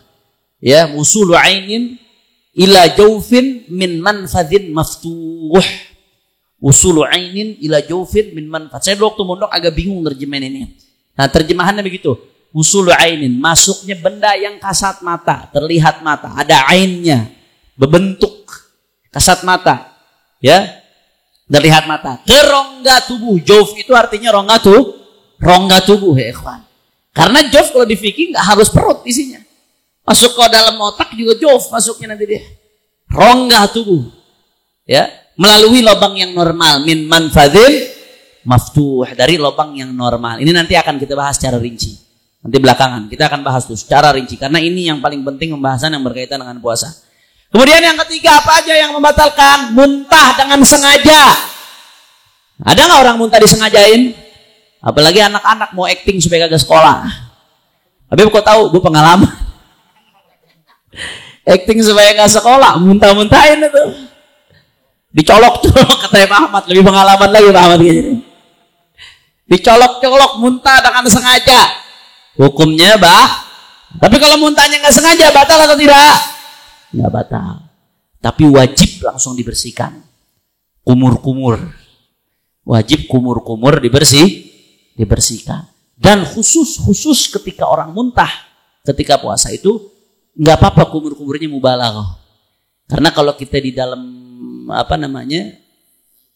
wudu, dalam mandi itu udah ketika puasa tidak disunahkan mubalaghah sampai ke kerongkongan. Itu kalau wudu biasa nggak puasa sunnah atau tidak? Sunnah ya ikhwan. Termasuk mubalaghah ketika istinsyak, disedot begitu, dikeluarkan lagi itu sunnah. Itu ketika tidak puasa. Kalau puasa nggak disunahkan, makruh. Jadi kumur-kumur tetap sunnah, tapi nggak usah mubalaghah, di ujung-ujung aja. Kecuali kalau ada muntah. Karena muntah itu najis ya ikhwan. Ada muntah, maka dia diperintahkan untuk membersihkan. Mubalaghah nggak apa-apa dia. Yang penting jangan ditelan airnya. Andai ketelan bagaimana Beb? Tanpa sengaja yang ketelan nggak batal. Karena ketika itu mubalaghahnya diperintahkan. Mubalaghah ma'mur biha. Nggak batal karena mubalaghahnya diperintah. Tapi kalau ada orang wudu ketika puasa kemudian mubalaghah. Udah nggak disuruh mubalaghah, tetap mubalaghah. Gelogok. Nggak ditelan sengaja, tahu-tahu ada yang ketelan nggak sengaja gara-gara mubalaghah, batal puasanya walaupun telannya nggak sengaja, Saudara. Jelas atau tidak? Karena udah tahu nggak disuruh pakai mubalaghah. Ulama mengatakan batal karena ghair makmur dia mubalaghahnya. Tapi kalau yang makmur seperti tadi, walaupun ketelan tanpa sengaja ketika bersihkan muntah, maka puasanya tidak batal. Yang keempat, apa saja yang membatalkan lagi? Haid dan nifas. Perempuan ketika puasa, di tengah-tengah puasa keluar darah haid, batal apa kagak puasanya? Walaupun keluarnya semenit lagi sebelum azan maghrib, Saudara. Walaupun semenit sebelum azan maghrib baru keluar darah haid, batal puasanya. Yang ketujuh, gila. Tadi saya katakan gila, walaupun gilanya sebentar. Walau lahdzah, gila, batal puasanya. Begitu pula murtad. Na'udzubillah wal iyadu billah. Allah yuthabbitna 'alal iman wal Islam. Mudah-mudahan Allah kuatkan iman Islam kita. Orang murtad keluar dari Islam, Saudara, pembahasannya panjang. Contoh-contoh murtad di babur riddah. Saya nggak mau bahas di sini. Ada kalanya murtad karena perbuatan, ada kalanya murtad karena ucapan, ada kalanya murtad karena keyakinan dalam hati, Saudara. Nggak diucapin, nggak dilakukan, bisa murtad. Na'udzubillah min dalik. Saudara, andai ada orang lagi puasa, tahu-tahu murtad sebentar, masuk Islam lagi, dimain-mainin, Saudara. Batal nggak puasanya? Batal. Walaupun cuma sebentar murtadnya, batal puasanya. Yang keenam, jima dan istimna. Jima bersetubuh, istimna mengeluarkan mani tanpa bersetubuh. Itu hukumnya membatalkan puasa. Nanti akan kita sebutkan.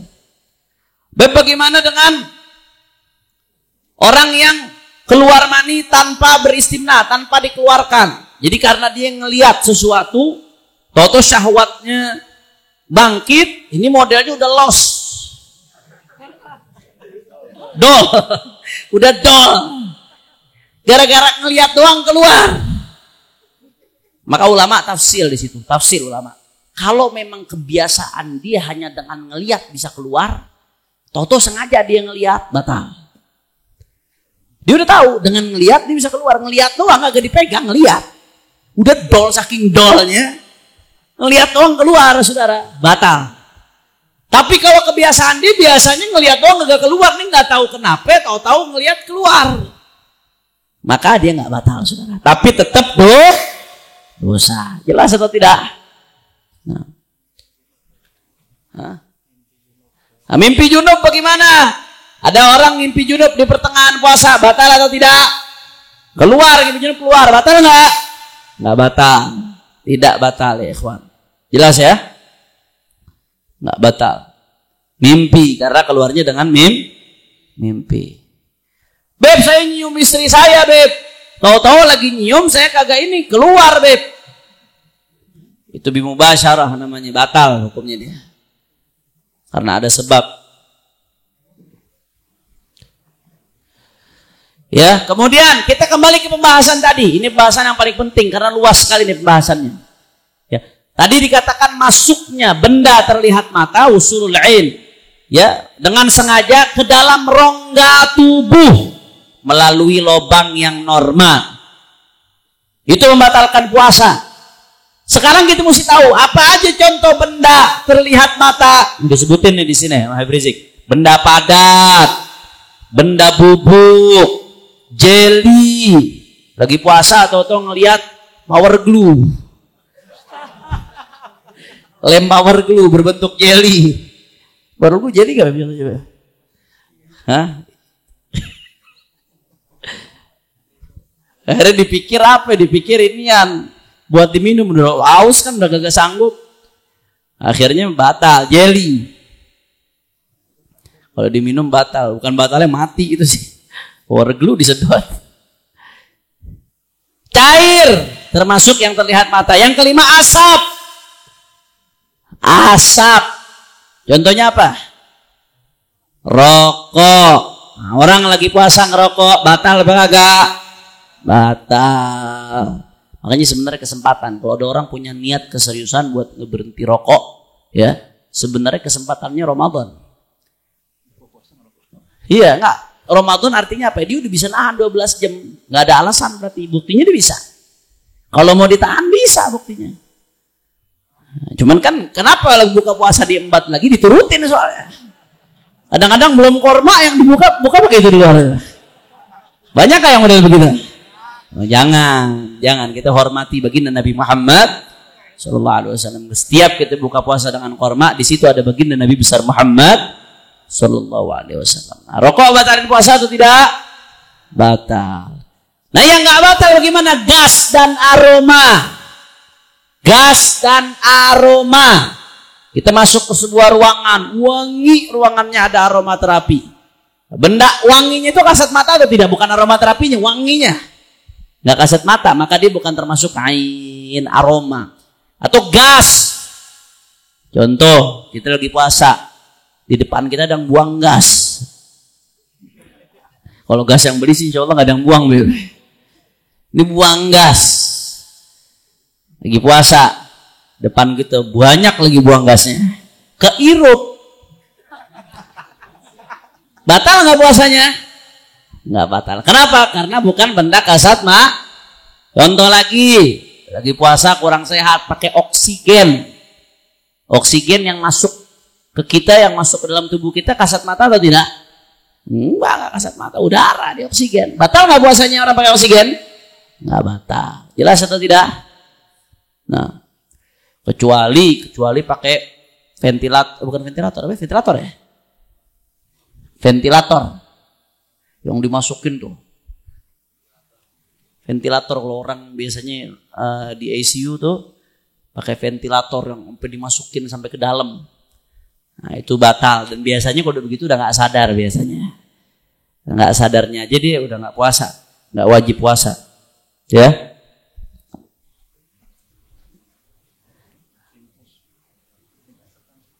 Kalau terlalu dekat ya bisa. Niat banget puasa. Kalas. Nah, tadi kita katakan benda terlihat mata membatalkan puasa kalau dia masuk dari lubang normal.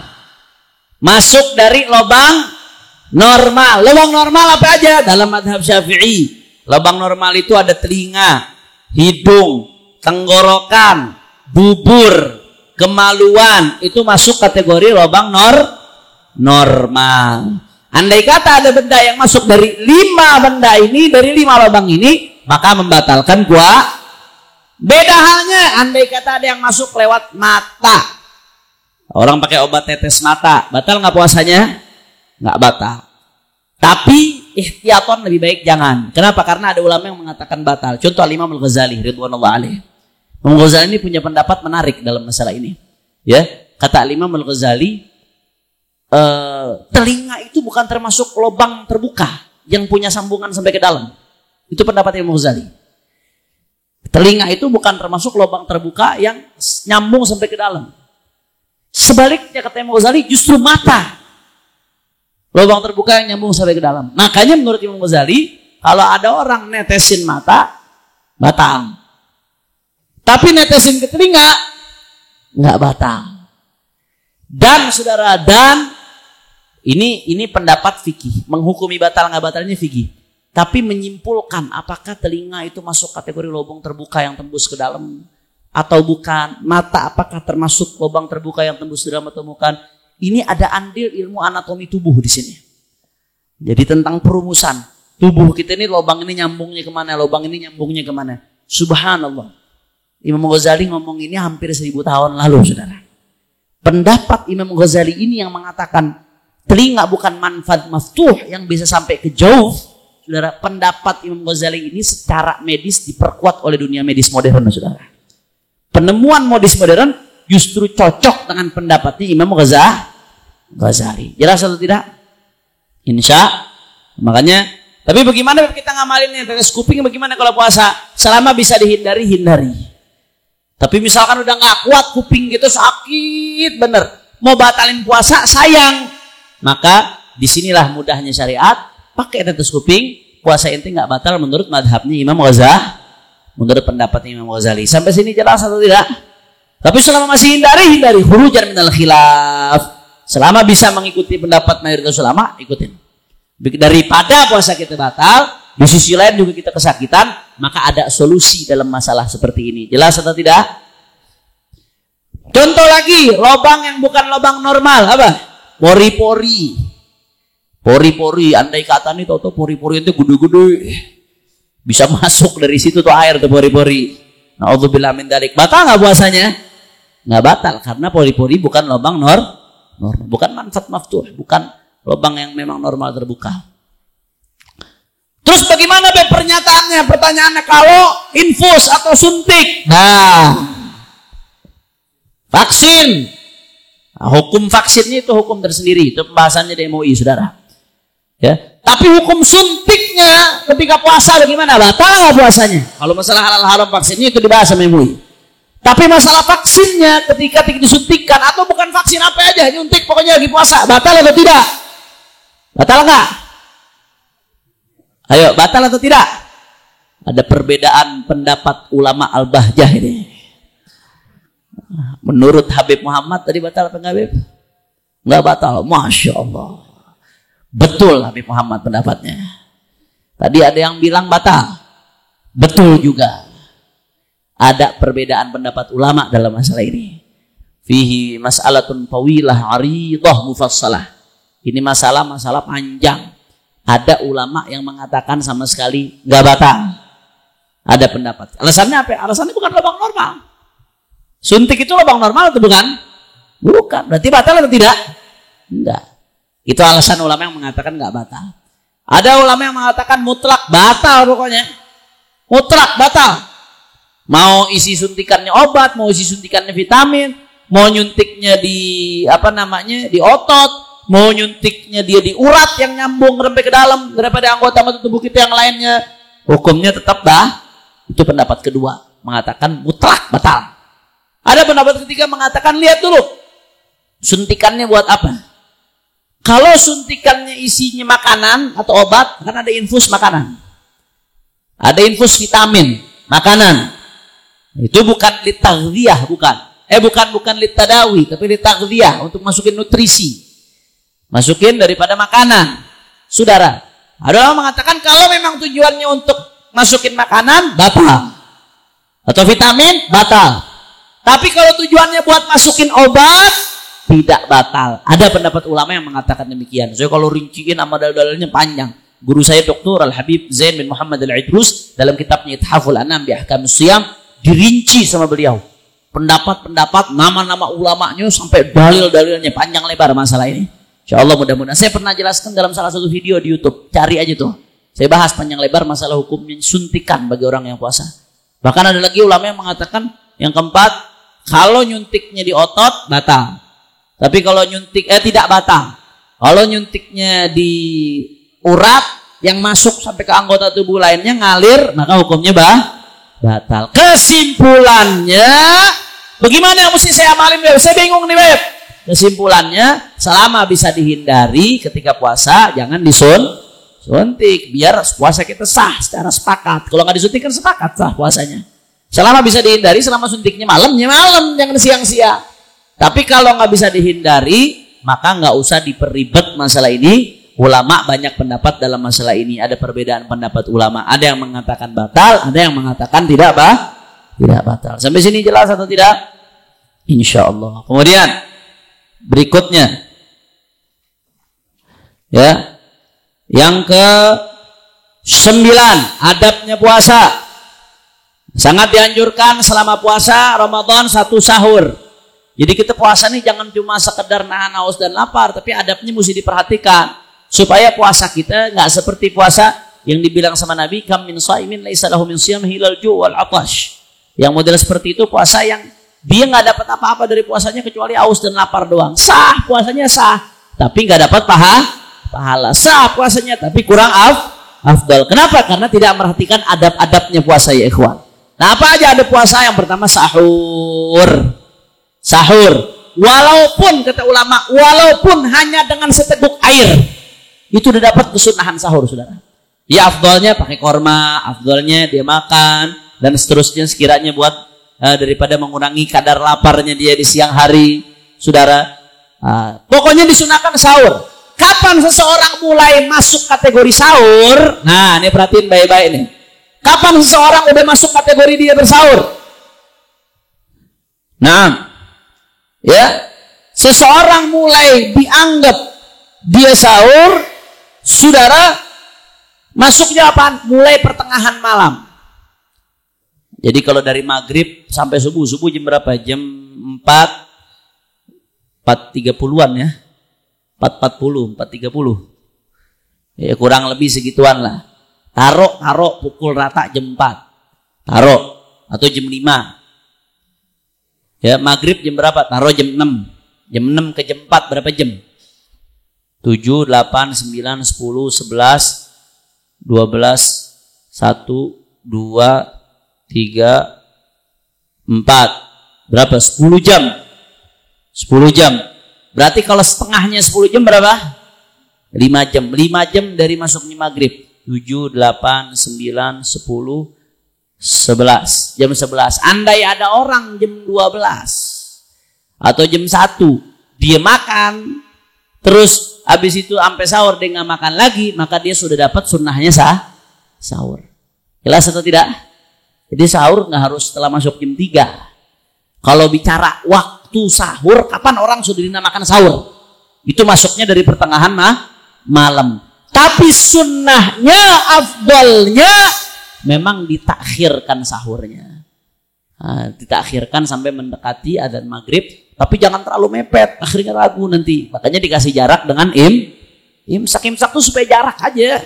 Supaya kita hati-hati. Jangan sampai udah mau azan masih makan, akhirnya begitu azan mulut masih ada makanan. Repot nanti urusannya belum minum.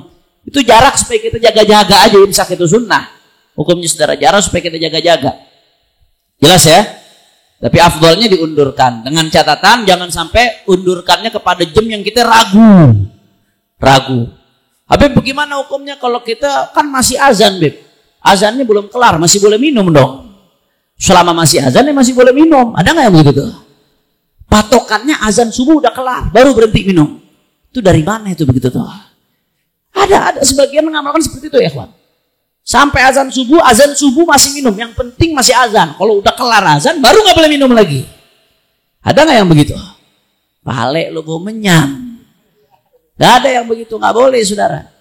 Masuknya waktu puasa itu dengan masuknya fajar sodik. Masuknya fajar sodik itu masuknya waktu subuh, nggak harus nunggu kelar azan. Begitu masuk waktu subuh, begitu berarti udah wajib dia untuk imsak, untuk menahan diri dari apa-apa yang membatalkan puasa. Jelas atau tidak? Jadi disunahkan sahur tapi jangan terlalu mepet. Disunahkannya diundur tapi jangan terlalu mepet. Yang kedua, mengakhirkan sahur tadi seperti saya sudah jelaskan. Yang ketiga, menyegerakan berbuka dengan catatan kata Nabi sallallahu alaihi wasallam, la tazal ummati fi khair ma ajjalul futur wa akharus sahur. Senantiasa umatku dalam kebaikan selama mereka memburu-burukan buka puasa dan mengakhirkan sahur. Nah, karena ada sebagian yang amalannya melanggar sunnah, buka puasa nunggu gelap. Nah, ada yang seperti itu saudara, yang model seperti itu. Bagaimana hukumnya puasanya? Ya, puasanya sah-sah saja, tapi dia melanggar sunnah, kurang afdol, melanggar sunnah, tidak afdol. Sunnahnya disegerakan berbuka, tapi menyegerakan berbukanya disyaratkan harus yakin sudah masuk maghrib. Jangan gara-gara saya menyegerakan berbuka, Beb, akhirnya gara-gara azan di iklan aja udah buka, saudara. Kadang-kadang ada beduk di iklan itu, iklan sirup beduk. Orang lagi lapar-laparnya, gak pakai ngeliat lagi, dengar beduk langsung buka. Batal nggak puasanya? Batal, saudara. Jangan, nggak boleh, saudara ikhwan. Ya, jadi menyegarakan berbuka dengan syarat ma'al yakin. Dia yakin bahwasanya betul-betul sudah masuk waktu maghrib. Yang keempat, menjauhi maksiat. Ya, jangan hanya perutnya saja puasa, matanya juga mesti puasa. Lisannya harus puasa dari mengucapkan yang haram, telinganya puasa dari mendengarkan yang haram. Itu baru benar-benar puasa. Karena target tujuan dari puasa la'allakum tattaqun, agar kalian bertakwa. Yang kelima, disunnahkan mandi junub sebelum fajar. Bagi yang punya istri, sunnah mandi junub sebelum fajar. Andai kata Beb belum mandi sebelum fajar, berhubungannya masih malam, tapi mandinya setelah azan subuh, sah nggak puasanya? Tetap sah, tapi hukumnya makruh. Itu diambil dari firman Allah Ta'ala bahwasanya kulu washrabu hatta yatabayyana lakum al-khaytul abyad. La. Saya lupa ayatnya, rentetan ayat tersebut itu. Jadi malam hari itu dibolehkan untuk mendatangi istri-istri kalian.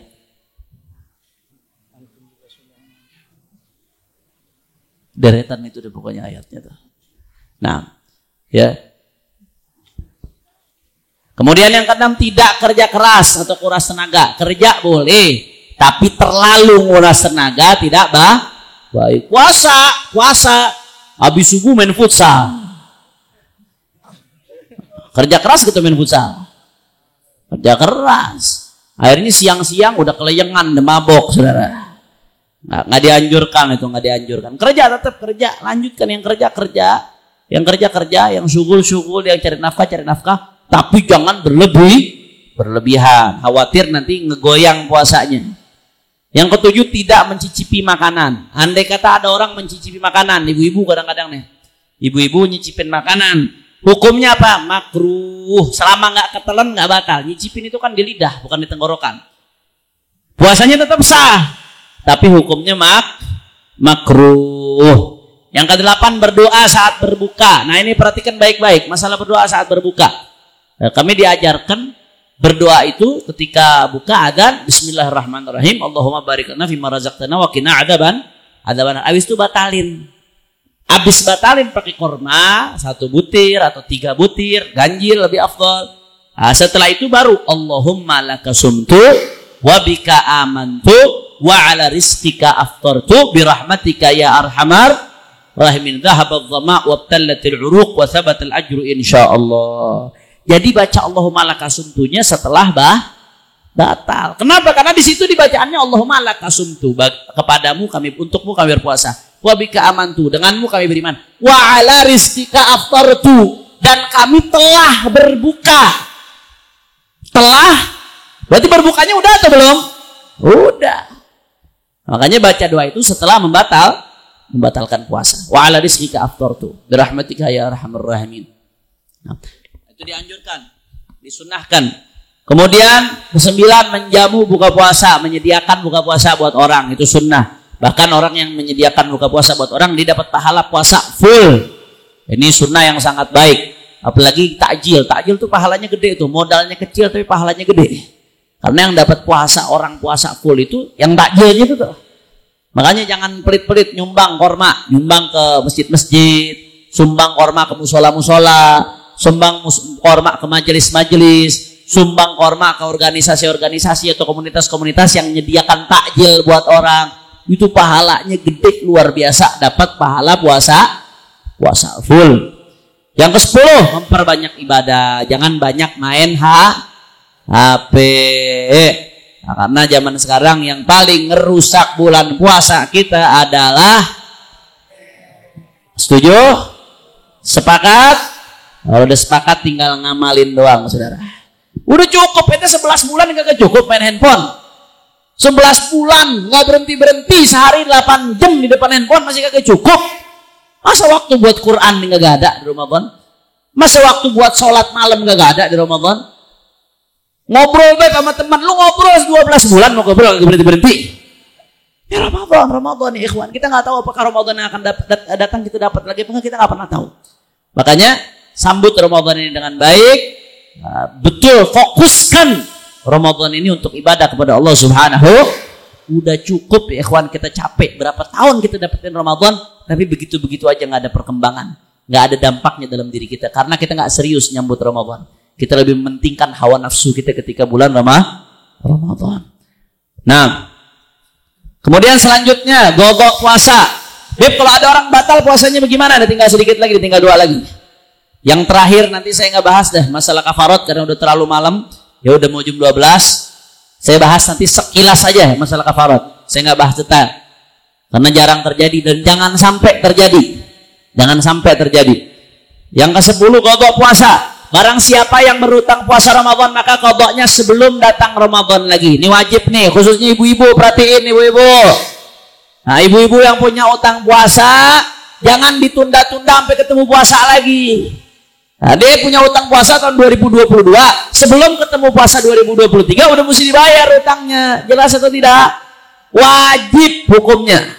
Hukumnya wajib, saudara. Nah, barang siapa yang belum mengqadha puasa Ramadannya hingga datang Ramadan berikutnya, hukumnya bagaimana? Maka yang pertama, kalau memang nggak ada udzur syar'i sepanjang tahun, yang pertama dia dosa karena mengakhirkan sampai ketemu Ramadan berikutnya. Yang kedua, maka qadhanya ditambah fidyah. Perhatikan baik-baik. Qadhanya bukan hanya qadha tapi ditambah fidyah. Fidyah itu apa? Bayar sedekah beras 700 gram. 7 on. 700 gram, 7 on. Kurang lebih 700 gram. Ulama menyebutkan 6,7 sekian. Lempengin 700 gram. Jangan repot-repot, saudara. 700 gram. Berarti kalau ente perhatikan baik-baik. Ini yang banyak nggak diperhatikan. Ente punya utang puasa 2022, antara 2023 ente wajib qadha. Kalau ente udah bayar tuh utang, selesai, alhamdulillah, ya. Tapi kalau sampai ketemu Ramadan berikutnya ente belum bayar puasa juga, maka nanti setelah ketemu Syawal berikutnya, andai kata ente bayar, bukan hanya bayar puasa, tapi ditambah 1 hari puasa utangnya, 1 hari bayar puasa, maka 1 hari ditambah fidyah. Fidyahnya berapa gram tadi? 700 gram beras diberikan kepada fakir miskin. Jelas atau tidak? Jadi wajib tuh, perhatikan. Yang banyak utang puasa biasanya perempuan karena ada haid, ada udzur. Perhatikan ini, istri-istri kita perhatikan, tanyain, utang puasa ini tinggal berapa? Kapan mau dibayar? Kapan mau dituntasin tuh utang puasa? Catat, perhatiin kalau ada utang puasa. Karena yang namanya utang itu harus dicatat supaya kita nggak lupa. Bukan hanya utang duit, termasuk utang puasa. Catat ya, kawan. Kemudian kalau yang lain bagaimana? Apakah wajib fidyah juga? Lihat dulu, kalau orang yang batal karena musafir, nah lihat ada di tabelnya tuh. Orang yang batal karena musafir, ada udzur safar, maka dia hanya wajib qadha tanpa fidyah. Yang kedua, orang yang sakit yang bisa sembuh. Kita sakit nih, boleh nggak puasa orang sakit? Boleh, udzur. Sekiranya puasa memberatkan dia, udzur. Maka kalau sakitnya masih ada harapan sembuh, seperti orang muda, biasanya sakitnya masih ada harapan sembuh, maka itu dia wajib qadha tanpa fidyah. Wajib dibayar tanpa bayar fidyah, hanya bayar puasa aja. Yang ketiga, sakit yang sulit sembuh. Berarti orang udah divonis nih, naudzubillah, divonis misalkan kanker, udah stadium 3, itu biasanya sulit buat sembuh, saudara. Kecuali dengan izin Allah Subhanahu wa taala. Ya pasti bisa, mudah-mudahan Allah sembuhkan orang-orang sakit, insyaallah keluarga kita. Tapi biasanya sulit sembuh, kondisi badannya udah lemas, udah nggak mampu puasa. Maka bagaimana orang sakit atau orang yang udah tua, emang maradnya maradul maut, sakit menjelang kematian dia, udah tanda-tanda dah, udah sulit, drop terus kondisinya, saudara. Nah, yang seperti itu maka termasuk kategori sakit yang sulit sembuh. Dia wajib fidyah, tapi nggak perlu qadha, cuma wajib sedekah beras. Jelas atau tidak? Nah. Yang keempat, tua renta. Tadi orang tua yang udah nggak mampu puasa, dan dia orang tua renta, ada harapan balik muda lagi apa kagak? Udah kagak ada, udah tua, bagaimana? Ya laita syababa ya'udu yawman fa akhbiruhum bima fa'alal masyibu. Nah, ya, orang tua renta yang nggak mampu puasa, maka nggak pakai udzur buat yang betul-betul nggak mampu puasa. Kalau setelah itu, setelah Ramadan, bagaimana, wajib qadha atau tidak? Jawab yang keempat, wajib qadha atau tidak? Tidak. Tapi wajib bayar fidyah. Yang kelima, hamil. Perempuan yang hamil dan menyusui. Hamil menyusui hukumnya sama. Dilihat, kalau dia khawatir, dia nggak puasa nih. Nggak puasa karena khawatir, oh saya takut saya kenapa-napa. Bayi saya sih aman insya Allah. Tapi saya takut sayanya yang nggak kuat. Saya takut sayanya yang kenapa-napa. Dia takut terhadap dirinya, bukan terhadap bayinya. Bayi saya sih kuat, tapi saya takut sayanya kenapa-napa. Maka kalau dia takut karena dirinya, maka dia wajib qadha tanpa fidyah. Jelas atau tidak? Nah, tapi kalau dia khawatir akan bahaya bayinya, nah, kalau dia khawatir bayinya, saya sih nggak apa-apa. Saya nggak apa-apa, tapi saya khawatir bayi saya ini. Saya khawatir bayi saya kenapa-napa kalau saya nggak makan. Takutnya kurang gizi, kurang nutrisi. Akhirnya nanti jadi masalah bayi saya ini. Maka bagaimana hukumnya? Dia wajib bayar qadha dan fidyah. Kalau tidak puasanya disebabkan karena kekhawatiran terhadap bayinya saja, maka wajib qadha dan fidyah. Jelas atau tidak? Insya qadha dan fidyah berarti puasa juga, fidyah juga. Fidyahnya tadi berapa? 700 gram dari makanan pokok, beras lah kalau kita. Kemudian yang terakhir, halaman terakhir, kafarat, membatalkan puasa dengan jima. Orang yang membatalkan puasa dengan jima selain dia dosa besar, perhatikan ya ikhwan, selain dosa besar, maka orang tersebut wajib bayar kafarah. Wajib bayar kafarah. Namanya kafaratul uzma. Kafarahnya apa? Nah, di sini disebutkan, ya. Kafarahnya apa? Kafarahnya itu yang pertama urut. Kalau dia bisa yang pertama, wajib yang pertama. Kalau nggak bisa pertama, baru yang kedua. Ini nggak disebutin ya di sini, di slide nggak disebutin kafarahnya. Kalau dia nggak bisa yang kedua, baru boleh yang ketiga. Apa kafarahnya? Bagi orang yang berjima dan memenuhi syarat-syarat tersebut, maka kafarahnya yang pertama itqu raqabatin mu'minah. Ya, dia membebaskan budak beriman, budak yang muslim. Zaman sekarang masih ada nggak budak? Nggak ada. Kalau udah nggak ada budak, maka otomatis lompat ke kafarah yang kedua. Apa kafarah yang kedua? It'amu sittina miskinan likulli miskinin muddun. Ngasih makan 60 orang miskin. Yang kedua siyamu syahraini mutatabi'in. Mohon maaf, yang kedua siyamu syahraini mutatabi'in. Puasa 2 bulan berturut-turut, nggak boleh putus sehari pun. Makanya lu jangan coba-coba dah. Tahan-tahan dikit, tahan-tahan. Jangan coba-coba. Orang yang batal karena jima, puasa 2 bulan berturut-turut, nggak boleh putus sehari pun, saudara. Andai dia putus, ngulang lagi dari awal. Kafarah yang ketiga, it'amu sittina miskinan likulli miskinin muddun. Ngasih makan 60 orang miskin. Kalau yang dua nggak mampu, misalkan udah tua nih orang nggak mampu puasa 2 bulan, lu lagi udah tua pakai bandel, tua-tua keladi, ya nggak mampu dia puasa 2 bulan, maka ngasih makan 60 orang miskin, masing-masing setiap orang miskinnya 1 mud. 1 mud tadi berapa? 700 gram. Jelas atau tidak? Itu harus urut tuh. Kalau nggak bisa yang pertama, baru yang kedua. Nggak bisa kedua, baru yang ketiga. Nah, siapa yang kena kafaroh? Apakah laki perempuan? Dua-duanya kena kafaroh. Nah, bagaimana? Siapa yang kena? 1. Yang kena yang lakinya, pelakunya pria. Yang perempuan gak kena kafaroh. Ya nasib. Nanggung deh tuh. Anda nggak mau ngomong tuh. Yang kedua, dalam kondisi wajib yang puasa, dia melakukan itu dalam kondisi wajib puasa. Wajib tuh kafaroh. Ya kayak orang lagi dalam kondisi wajib puasa. Beda halnya, dia melakukan itu membatalkan puasa dengan jima dalam kondisi dia nggak wajib puasa. Contoh orang musafir yang memenuhi syarat tadi, wajib nggak puasa? Andai dia puasa, si musafir ini puasa, lagi jalan sama bininya, memenuhi syarat. Andai dia puasa, di pertengahan puasa, datanglah syahwat, bersetubuh dengan istrinya, batal puasanya, tapi tidak wajib bayar kafaroh. Kenapa? Karena posisi dia sebetulnya tidak wajib puasa. Jelas atau tidak?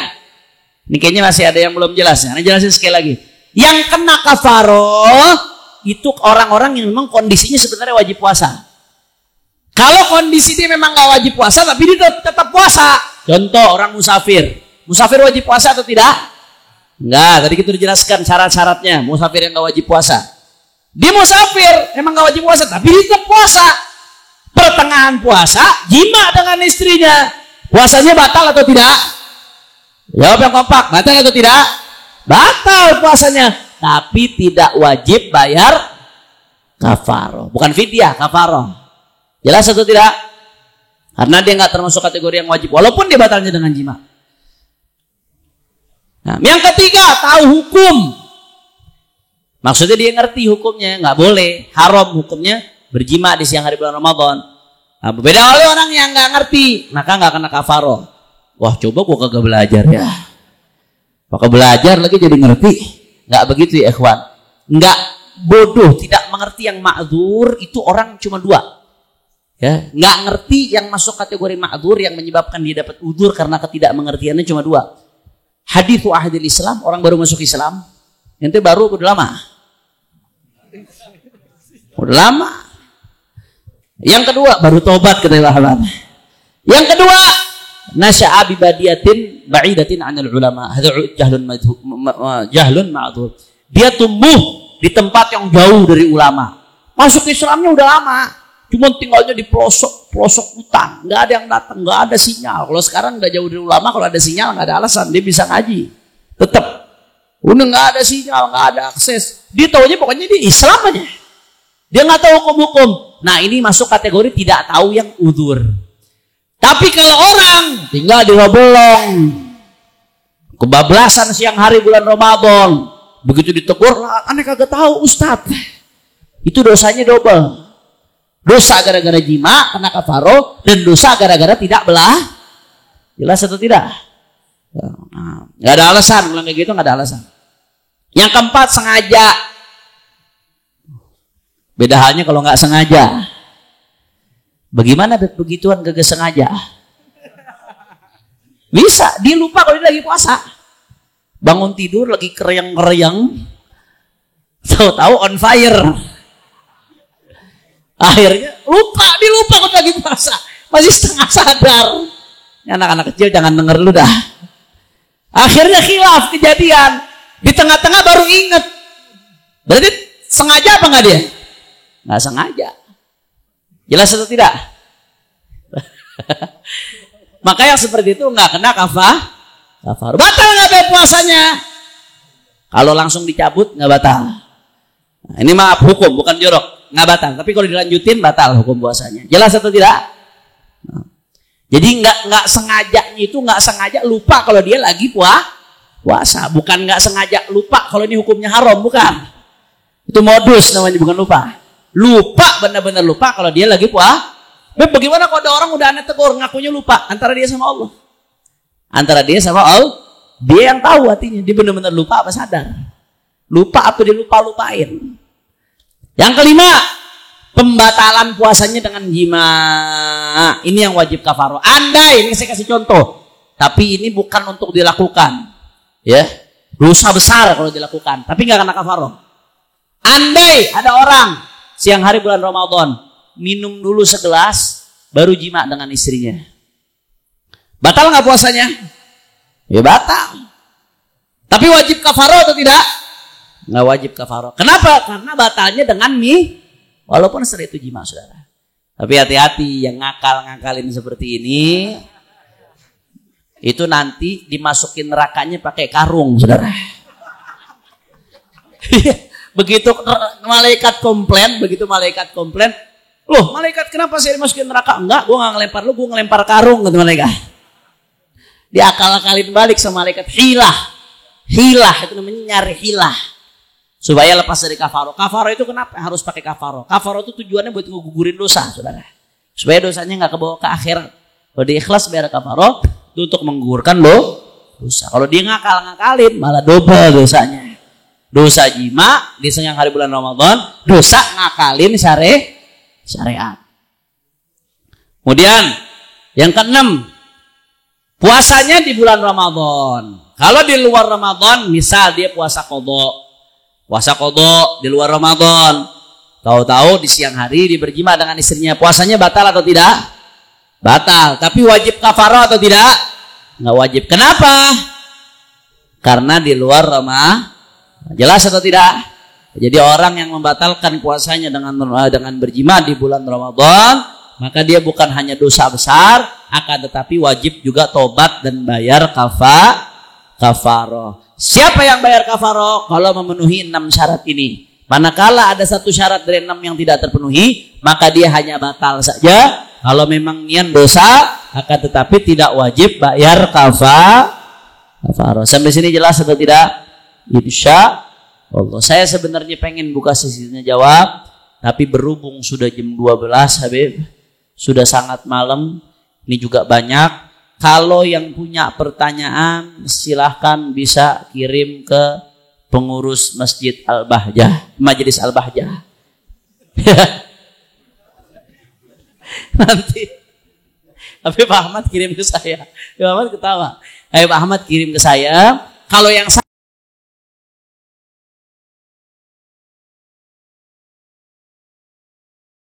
jawaban-jawaban tentang permasalahan puasa yang antik-antik masalahnya. Masalah yang antik-antik, berbagai macam permasalahan yang berkaitan dengan puasa secara rinci saya bikin video-video tuh. Masih ada link-linknya, nanti bisa disebarkan lagi.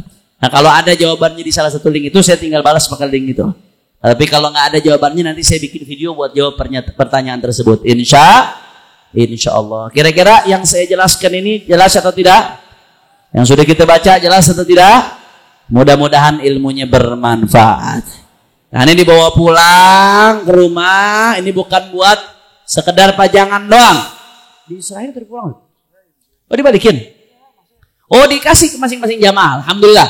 Ini rahmahnya Habib Ahmad ini. Kasih sayangnya beliau kepada jamaah. Bukan cuma ngaji, dapat ilmu. Dapat makan gak? Dapat makan lagi. Udah gitu dapat kitab lagi. Alhamdulillah. Orang baik apa cucunya Nabi ini kayak gini. Allahumma sholli wa sallim barik alaihi wa ala alihi wa ashabihi. Mudah-mudahan Habib Ahmad diberikan panjang umur, sehat walafiat insyaallah. Allah berkahin rezekinya. Mudah-mudahan Al-Bahjah selalu diberkahi Allah Subhanahu wa taala. Dan jangan lupa ini dibawa pulang, dicatat namanya di situ, dicatat tanggal ngajinya tanggal berapa supaya jadi kenang-kenangan kita ingat dan diajarkan ke keluarga kita di rumah. Ini saja yang saya sampaikan. Lebih kurangnya mohon maaf. Hadani Allah wa iyyakum ila siratil mustaqim. Satu lagi Habib, kalau ada yang meminta fotokopi bagaimana Habib? Boleh atau enggak? Boleh, dengan syarat dia nonton pengajian ini secara full di video. Nanti mungkin ditayangkan, ada di channelnya Al-Bahjah, ada juga di beberapa channel lainnya nanti akan ditayangkan. Nonton yang full, maka silahkan fotokopi. Karena dulu Al-Walid Hebrizik biasanya ngasih izin fotokopi bagian ikut ngaji. Karena ini slide bukan kitab. Slide itu cuma poin-poin doang. Perinciannya harus pakai penjelasan saudara.